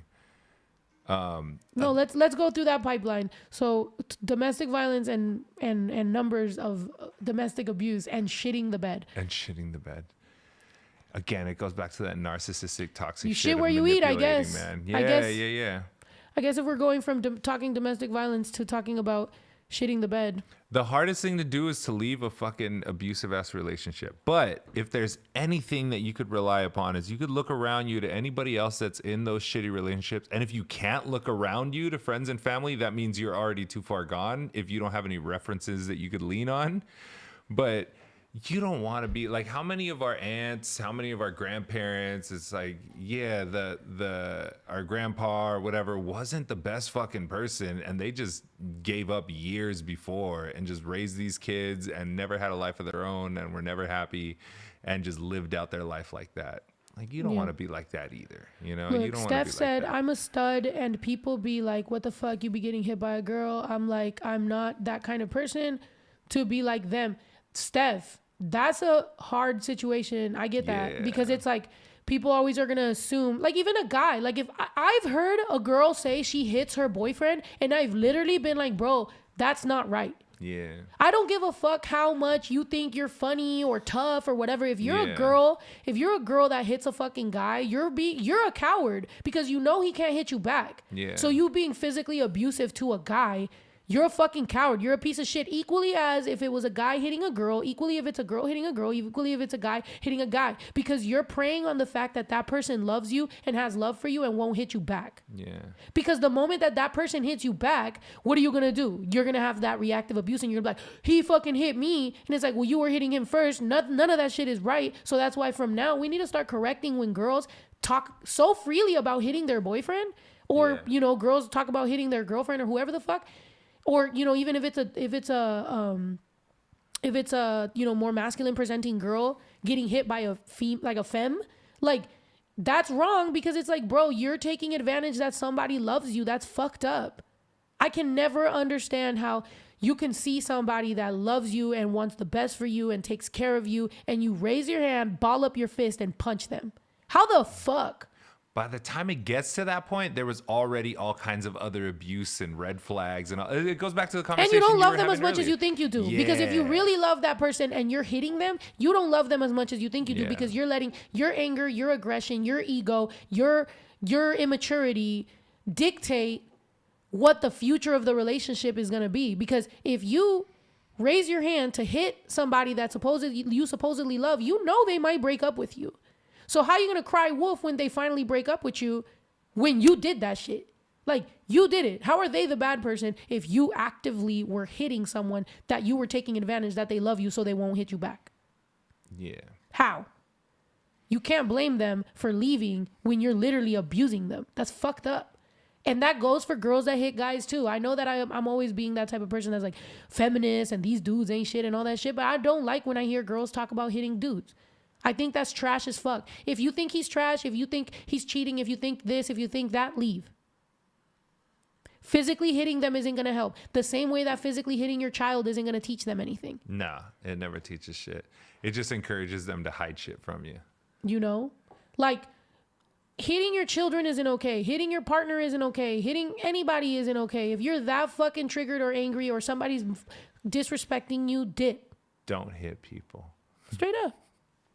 Nah, for real though. Don't fucking. If you're already in relationships where, like you were talking about earlier, how people treat it very differently, where there's physical violence versus when there's psychological abuse and things like that. It's like the point is you're still in a relationship where you're being abused. If you're working at a fucking job and the manager's a piece of shit and he's gaslighting you constantly or he's grilling the fuck out of you, like you understand that. You understand. Fuck that. I don't want to be here because of that. Okay, it might be that you don't have any other job right now, but at least you got to start looking for an exit strategy. And that's, I think, kind of the thing, right? It's like when you have these little spurt ups in the relationship of like, oh, fuck, things are not going too well right now. And your anxiety in your head starts running like, what am I going to do? What am I going to do? Start maybe taking a little bit of thought and putting it into the savings account of like, what's my exit strategy? What's my exit strategy? Start planning little shit into your exit strategy so that even if you stop now and the relationship goes great and again for another 2 or 3 months, the point is the minute shit's gonna go bad, and it's gonna go fucking bad, you come back to what's my exit strategy? What's my exit strategy? So that by the time you do decide that you don't wanna be doing this shit no more, you already have a thought out, planned out exit strategy for what the fuck you're gonna do when you dip. And it's way easier to dip. I mean, I think have a fucking concrete conversation and really fucking tell the person as much as you fucking can, like, you know, what it is. Because also, you don't want to kind of be sneaky or, you know, like if you're being very clear about it, but everybody should understand. I mean, at kindergarten, we learn we don't hit. You know, we don't hit. So the moment somebody's hitting you, you need to fucking dip. But Maricela said, my brother met a guy at work. My brother met a guy at work. They became friends. He spoke out about his girlfriend would be abusive and manipulative. He tried to kill her. She survived, and he ended his life, unfortunately. Damn. That's messy, bro. Like that's a lot. Messy. There's a lot of shit to unpack there. Wait, he tried to kill her. She survived, and then he killed himself. He could have not to be. It's not that easy, right? It's fucked up to tell somebody just walk away, because you know that when you're in that type of trauma bond, it's not that easy. You don't just walk away. The response is never kill somebody. Yeah, but walking away is always going to be a lot easier or better than somebody ending up dead. That's just what it is, you know. It's very unfortunate because, you know, someone's going to go to jail for the rest of their life. Someone lost their life. And the only people that lose in this whole shit that are going to be alive that had nothing to do with it but are very hurt is going to be the family. The family. The family, kids, if you have children, if you have, kids. you know, your parents, your siblings, anybody there. Now they wake up without y'all. You know, and they were the ones that were hurting and that were letting you know. I've been friends with somebody who was in an abusive situation where I had to stop being friends with her, because I would be there for her whenever I could show up, when I could pick her up, when I could be like, you can stay at my house if you want, like, stop, just leave that situation. Like, seriously, like, that person's going to really hurt you. And they would just go back. And it got to a point where it's like, bro, this cannot negatively affect my life and my job and my shit more than it's affecting you, because you're taking all the help you can take. I'm picking up all the pieces of you continuously being in an abusive situation. And when y'all are happy, you don't even talk to me because he is like, haha, I got her. And it's like, bro, I'm just being here for you as a friend. So the fact that this motherfucker feels like a winner because he keeps on, you know, having you be a sucker and go back, and I'm really just the bad guy and everything while I'm trying to be there for you, I can't be your friend anymore. And I haven't been that person's friend. And we, you know, we reach out here and there and we're like, hey, how you doing? You know, we try to be cordial, but it left a really bad, you know, like, taste for like what a friend is, because you can't just allow your friends to be there, be the shoulder you cry on. You tell them the sob story. You tell them you want to do better. They're being there for you. And every time that the person who's abusing you wants to feel like they're the winner in this whole shit, you shit on your friend. You're not a good friend. At that point, you're choosing your abuser. I'm not victim blaming, but you're not being a good fucking friend, because you should at least be a good friend to people who are there for you. Other than that, peace. Good luck to y'all. Sounds like y'all fucking deserve each other. Let me know, you know, let me know where to send the fucking gift whenever, whether it's a kid or whatever the fuck happens. Listen to your friends that are trying to get you out of shitty relationships. Yeah, Patrice said then it became a choice for her. Exactly. Yeah. Once there's been people there for you and you continuously keep going back, at that point, that became your choice. And thank God, I'm not gonna lie, that person eventually got out of that, got in a more stable situation, has kids, is good. But at that point, I just, you know, we just weren't close. Yeah, but at that point, we just weren't close that much anymore. We don't live in the same area. That's why we still can be cordial and like talk to each other. But it's just like, we just don't. Relationships are supposed to make your life better, not worse, fool. Like, your shit doesn't need to be worse. It doesn't need to be publicly look cool, but then behind the scenes be super shitty to be in that relationship. Yeah. And that goes for romantic relationships. That goes for friendships. That goes for shit to do with family. Like, your shit's supposed to be better. Like, the people around you are supposed to make you want to be a better person and support you and be able to do cooler shit. You're supposed to be building shit together. You're not supposed to be in a shitty relationship together and just fucking. So Lady B said, okay, other theme, girl. Okay. I mean, you don't have to start it with okay. That seems a little condescending, but okay. Other theme, girl. What do you want to talk about? I cared about my friends that were using. Okay, no. Well, they said other theme. Elevate and evolve. Definitely. Obviously, it starts with accountability, like we said, or just put it. Yeah.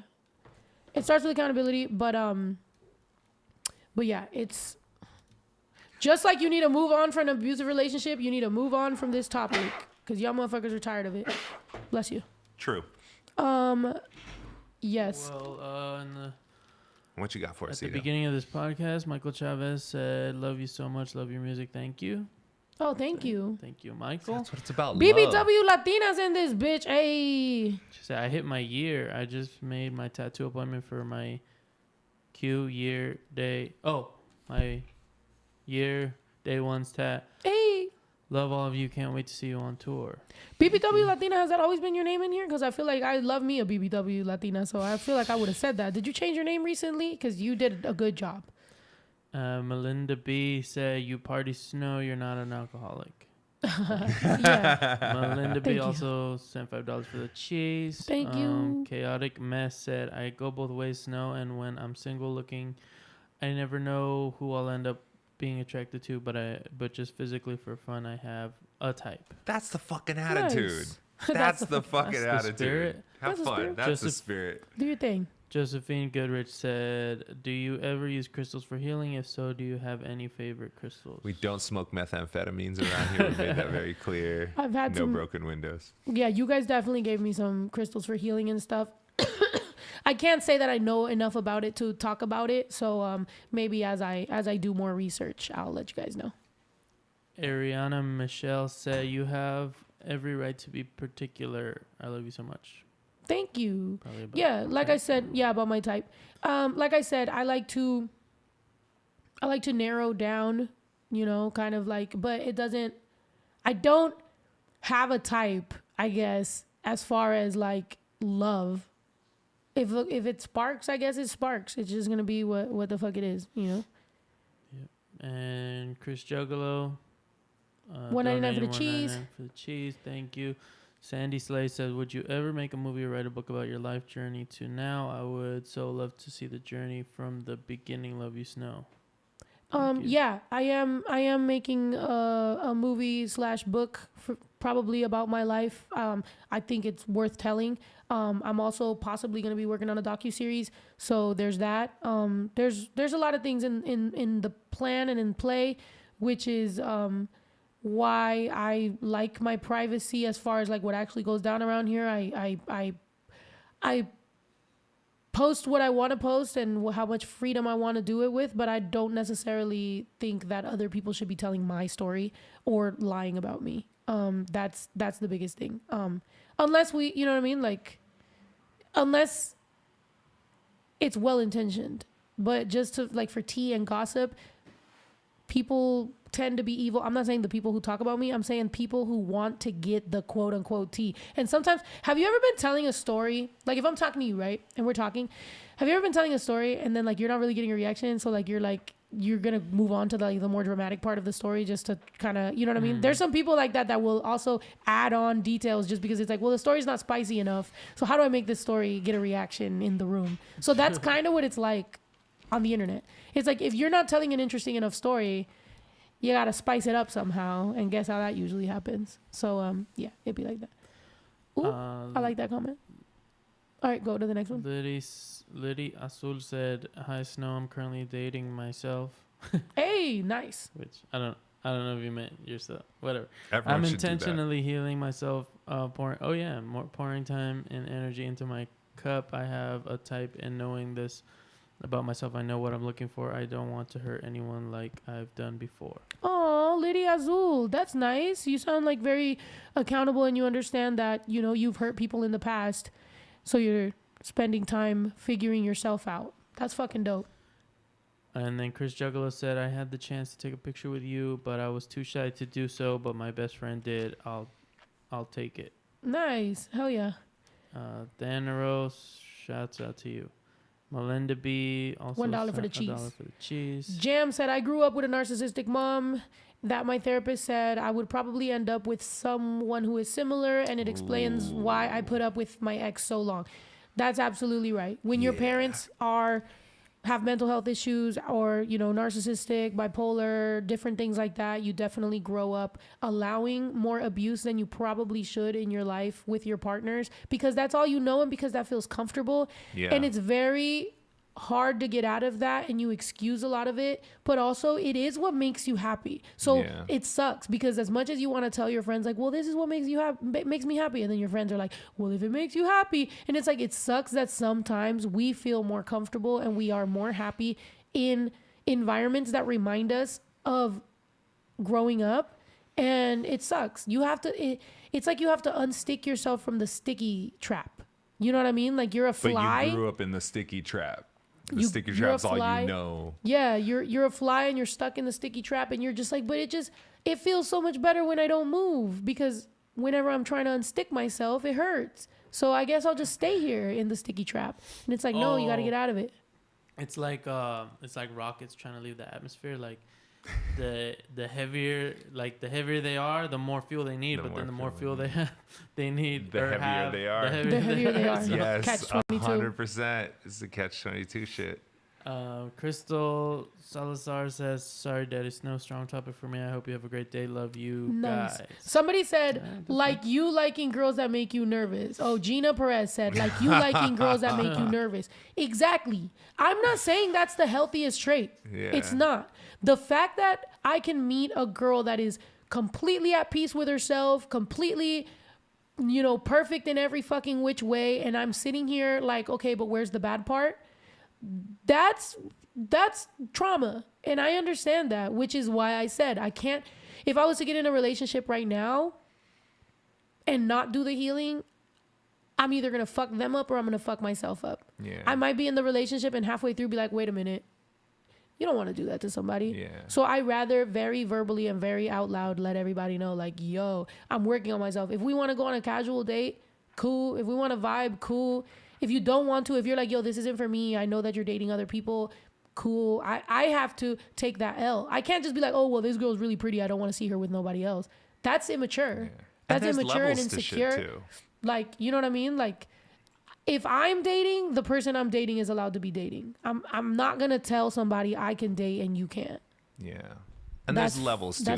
There's a huge difference between I like being with girls that make me a little nervous by saying weird shit or doing weird shit versus I like being with a fucking narcissist that is always putting my life in danger. Like, there's levels to this shit. You might have grown up with the second one, but you might like and be familiar with the first one and be like, all right, I'll see what but people are at all different levels of understanding and different levels of progression and expression on how they show their shit. You know what I mean? So it doesn't, just because you grew up with one doesn't mean that that's what you're going to fucking stick with. The whole point is that you're more naturally inclined to fall into that default because you never had a healthy expression of love and affection growing up.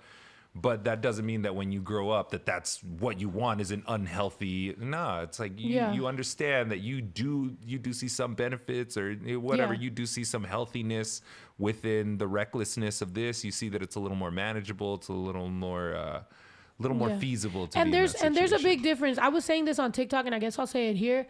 Like, there's a big difference between me, liking butterflies, me liking a sassy girl that we can have banter, I can shoot the shit and like I say something, you say something back and it actually makes me laugh. Like, we're actually, we actually like vibe and connect on that level. You're not just, I definitely don't want a girl that's just gonna like be quiet and like do everything I say.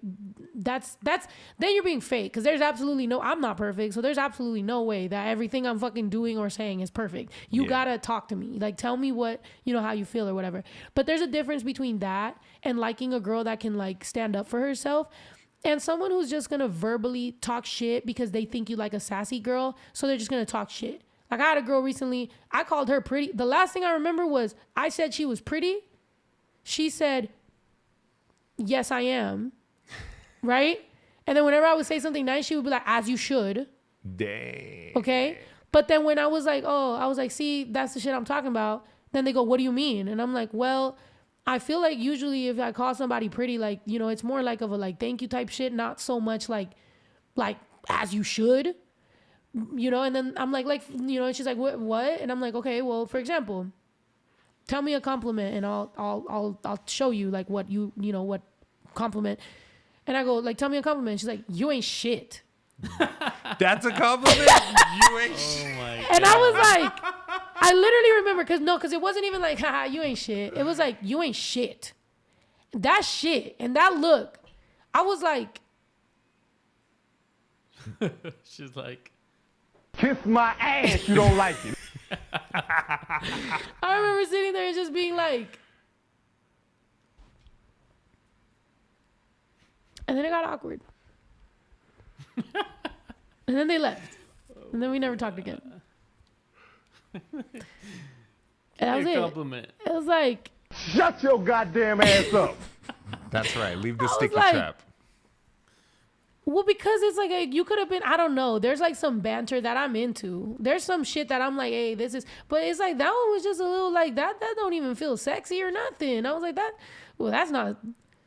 That's not the type of How abuse much- I find sexy. Yeah, how much better is this relationship really gonna get if it continues? That's the fucking red flag from the beginning. If you're doing casual dating, it's like, how much if this is you putting on your best front, like that means shit's never gonna get better than this. I'm out. Let's fucking call it. But internally, I'm like, you like me. You're gonna convert them. You're No, like, I'm gonna internally change. me, I'm like, you like me. I could tell you like me. You don't know how to act with how much you like me, and I want to get into those feelings. I want to find out you like me, and I'm gonna figure it out. But then part of me is like, nah, you know what? Just leave it alone. Like, you know, whatever. Like they might like you, but As if you didn't have enough to deal with. Like, yeah, like part of me takes that on as a you, but part of me is like, all right, you know what? Maybe we're not compatible. It's the cool. thing is, you're down to accept challenges. I love a challenge. And you will fucking. I love me a challenge. If you want to trigger Snow, issue a challenge. Like she will not. She will jump on that shit. I love challenges, but at the same time, sometimes it's like, is that a challenge or is that just a straight up like fuck you? Yeah. I don't know.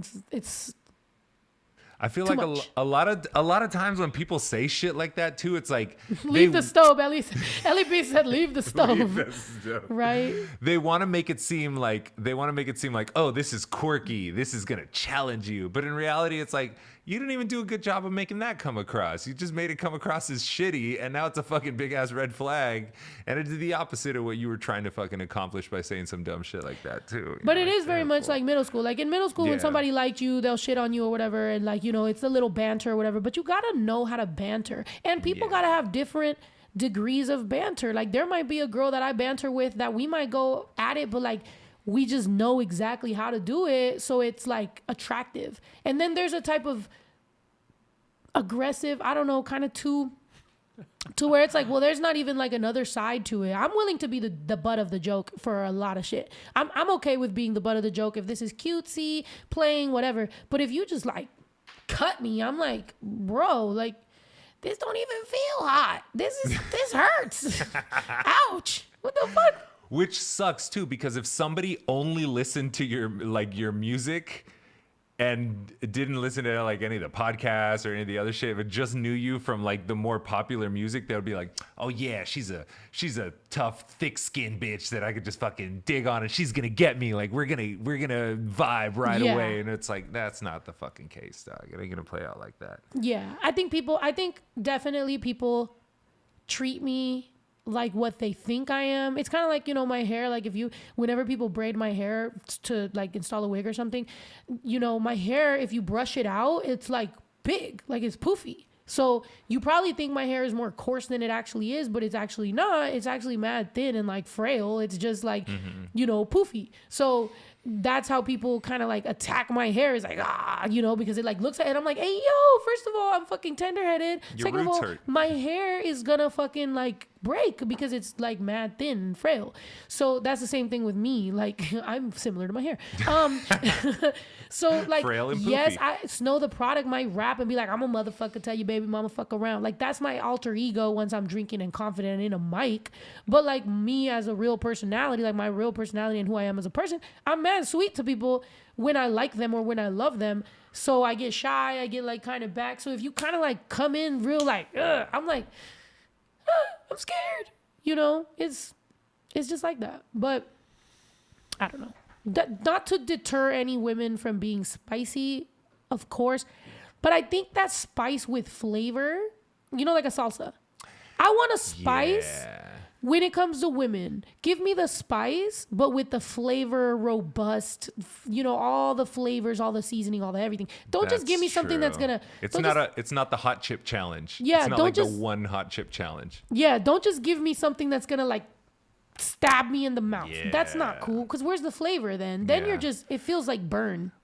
She wants to taste the garlic, a little bit of onion, the different peppers that you used in that shit. She just un sazon, fool, like I'm a dead. nice They call good me Snow the salsa. Poofy. Snow the Poofy.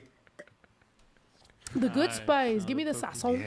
Yeah, the flavor, the complexity of what salsas really are, not just fucking hot not just, what is it, the hot wing challenge or whatever the fuck it is, where it's just the hottest shit possible every time. It just intensifies. It's like, not that. We want the salsa with all the flavors and the complexities. Yes, exactly. And you said use that conditioner. No, but I do. But at the same time, if you brush my hair out, because I don't have curly hair, I have quebrado, like wavy hair. Quebrado. So anybody with wavy hair, and even people with curly hair, if you brush that shit out, that shit's getting poofy. Yeah. Like, you gotta have straight hair to not understand that. Even no matter what your curl type is, or if tu pelo está like ondulado or whatever, when you brush it out, that shit's going woof. Yeah. You know? So it just be like that. Don't give you peace. What? Yeah, heartburn. Exactly. Don't stab my mouth and then give me heartburn and there was no flavor. Give me the flavor. Give me the other vibes of it. Tour dates. Oh yeah, that's right. We said we were gonna talk about the tour dates. Lisa printed them. Do you have them? Do you have? You took it. Oh, okay. I do have it. It's in the car. On the screen. I just put it on the screen. The tour dates are out? No, that's not. But They're not, but we're gonna preview them here first. Oh shit! Not the flyer. Oh, I can say them. Yeah. Okay, I'll say them. Oh, so pull them up right now. Okay, hold on. Yeah, because I said that we were gonna talk about what cities I'm hitting on this next tour on this podcast. You said this pod has been therapeutic. Thank you. Appreciate you. Sorry.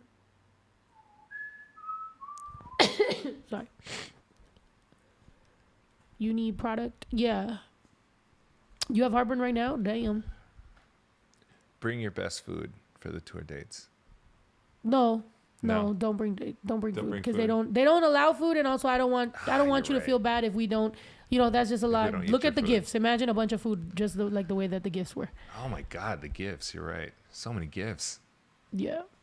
You got days to take off? Yeah. I would suggest coming to a few different podcast dates. It's up to you guys. Help me on TikTok. Tag people. Go to my content on TikTok. Tag people you want to see on the podcast. Tag them. Go to them. Yes. Comment. Like, help make the connection. If you think that I have someone just booking guests, I really don't. It's really up to, like, I hit people directly. I asked Lauren myself. I said, hey, you want to be on my pod? I asked Santa Fe Clan, hey, you want to be on my pod? I asked different people, so I'm waiting for responses. But I really need y'all to help a bitch out. And also, like I said, and I'm going to keep on letting you guys know, the way TikTok works now is it's becoming a search engine. So whatever the contents are like, it's going to be, it's on the front seat of the car. Do you want to just get it? Because that way I could just read it off. Maybe I can give him a page and he can read half of it. What, the tour dates? Yeah. He just pulled them up right now. Yeah. He's mad. Just like that. Might not make it to this tour. Oh shit. Can we please hear you say that you don't think us white girls are stinky colonizers? I fucking did. Hold on. No, Megan. You're one of the good ones, Megan. Wait. All right, Megan. Wait, hold on. Get off. I'm going to make this a clip so I can fucking post it. Megan, I'm sorry. Okay. I just got a comment that says, I just got a comment by Megan that says, can we please hear you say that you don't think us white girls are stinky like the colonizers? I can't get past that comment and now I'm overthinking. Megan, and all white girls out there and all white people out there, I do not think you're stinky like the colonizers. I think you guys have done wonders by inventing, like Bath and Body Works and stuff like that. I think you guys shower. I think you guys are great. However, I do believe that when the indigenous people of every continent were chilling and showering in the rivers and having, different, having different rituals and doing amazing things for themselves. I do believe that a lot of stinky colonizers showed up, raped, pillaged, and gave smallpox to a lot of different people and have literally ruined a lot of things. I don't think that's you. I don't think in 2023, you, Megan, is like them. I think it is very unfortunate. Similar to how a lot of people in our, we obviously come from indigenous people. I'm not going to say everything that indigenous people was doing right. I mean, I wouldn't be out here chopping heads. I wouldn't be out here. He was saying people would do too much shrooms and would chop their dick off. Like, I don't think we would. Yeah, you did. Don't drag me into the hole you're trying to dig yourself out of. No. Didn't he say that? Somebody bring up what he said. No, somebody bring up what he said because now he's trying to fucking backtrack. He's been sitting there. If you are a ancestor of a former stinky colonizer and you are a fan of snow, you're one of the good ones. Like there's a whole lot of hurdles that you have to go through to maintain yourself as a fan of snow that already shows that where your alliances are. Pull up a clip when he said that the fucking ancestors that were doing too much shrooms and were like might cut off a piece of their dick or something. Don't put this on Aztec shamans. No, so that's all I said. He did. See, he did. So just don't backtrack because they didn't cut off their dick. They would cut is this dead? on their dick to bleed out. out. Louder, okay, so cool. just, all right, so let me get quieter so that I could. The reason that I'm saying that is because I was saying, just like your ancestors were doing, honestly, I'm not going to lie, your ancestors were fucking mad shit up. My ancestors did a couple little things. Not as much as yours, but we are not them. You feel me? The same way that, if I was living back then, if I was to go back then, knowing what I know now, I'm sorry. You might not be here because I might have killed your ancestors. But we're not them. So we're here in 2023 living our best motherfucking life. And in 2023, I'm going on tour. Tour dates from 2023. Here. Show your solidarity. We're going to read them. We're going to read them out of here. We're going to read them out of sync. So I'll read one, you read one. Okay? Don't give the date. Just give the city. Just give the city? Just give the city. In order of cities. No, we're going to go one by... I just said it's not going to be in order. I literally just said it's not going to be in order. We're going to go one city, one city, one city. So we got them here. Ready? You go first. San Francisco, California. Chicago, Illinois. Santa Cruz, California. Milwaukee, Wisconsin. Chico, California. Detroit. Reno, Nevada. Boston. Yeah. Portland, Oregon. New York. Seattle, Washington. Washington, D.C. Spokane, Washington. Charlotte. Boise, Idaho. Atlanta. Denver, Colorado. Nashville. Lincoln, Nebraska. Houston. Kansas City, Missouri. San Antonio. Des Moines, Iowa. Dallas. Minneapolis, Minnesota. Austin. And now here, we'll read them like this. El Paso. Albuquerque, New Mexico. Yeah. Las Vegas. Phoenix, Arizona. Might have 2 shows in Phoenix, Arizona. That you could definitely pull that one off. Anaheim, California. Anaheim, California. Might have 2 shows. Might have 2 shows in Anaheim. San Diego. San Diego. We out here. So far, that's what we got. Whale's vagina. Oh, yeah, that's right from the show. San Diego. So far, that's the dates that are definitely confirmed for the tour. Yes, I'm coming to all those fucking cities. Like I was saying before I got off, and let's keep it fucking going. TikTok is becoming a search engine. The more stuff that in my comments you comment that you want me to be related to, the more that I will be related to those things, and maybe we can have guests on the podcast depending on what that looks like. Artists, collaborations with artists, that depending on what that fucking looks like. Let's reach for the fucking stars. Let's continue growing this podcast. I'm very happy, first of all, that my spirits are better. The way that I can become a more successful artist, podcaster, entertainer is by my spirits being good, by my relationships with my friends and my family being great. And that starts here. That starts with friends like Leo, with my brother, with everybody that's at the ranch, with my family. And then we worry about the content, the business, the other things. But at the end of the day, we got to take better care of ourselves. We got to make sure that our energy and our life with our friendships and our real connections are the best that they fucking can be. And right now, I'm not gonna lie, I feel like I'm in a way better place than I have been for the last few months. So I'm ready. We're motherfucking going on tour. We're getting a bunch of guests for the podcast. We're growing this podcast. As always, I appreciate y'all for fucking being here. Thank you so much, Leo, for being here. We'll continue having all this great fucking shit. I love y'all, and I'll fucking see you guys on everywhere. Tour. Love y'all. Thank you. Esa niña no se aguanta. Quiere todo porque el pussy sabe a Fanta. Si la dejas por pendejo se te casa. Dale todo, 2 de lengua y una horchata. Si te alcanza, I'm the shit, huh? Are you catching what I'm throwing for a pickup? Same bitch I always was, now I'm just richer. I'm about to shake it up, bitch, check the Richter. This a sticker. You say some things your numbers don't say. I got some kids with toys that don't play. Kilo de azúcar pa' mi conflakes. I don't need roses, pour me rosé. No soy santa, baby, yo soy vale madre, faca chancla. Lo que yo sí tengo mucho a ti te falta.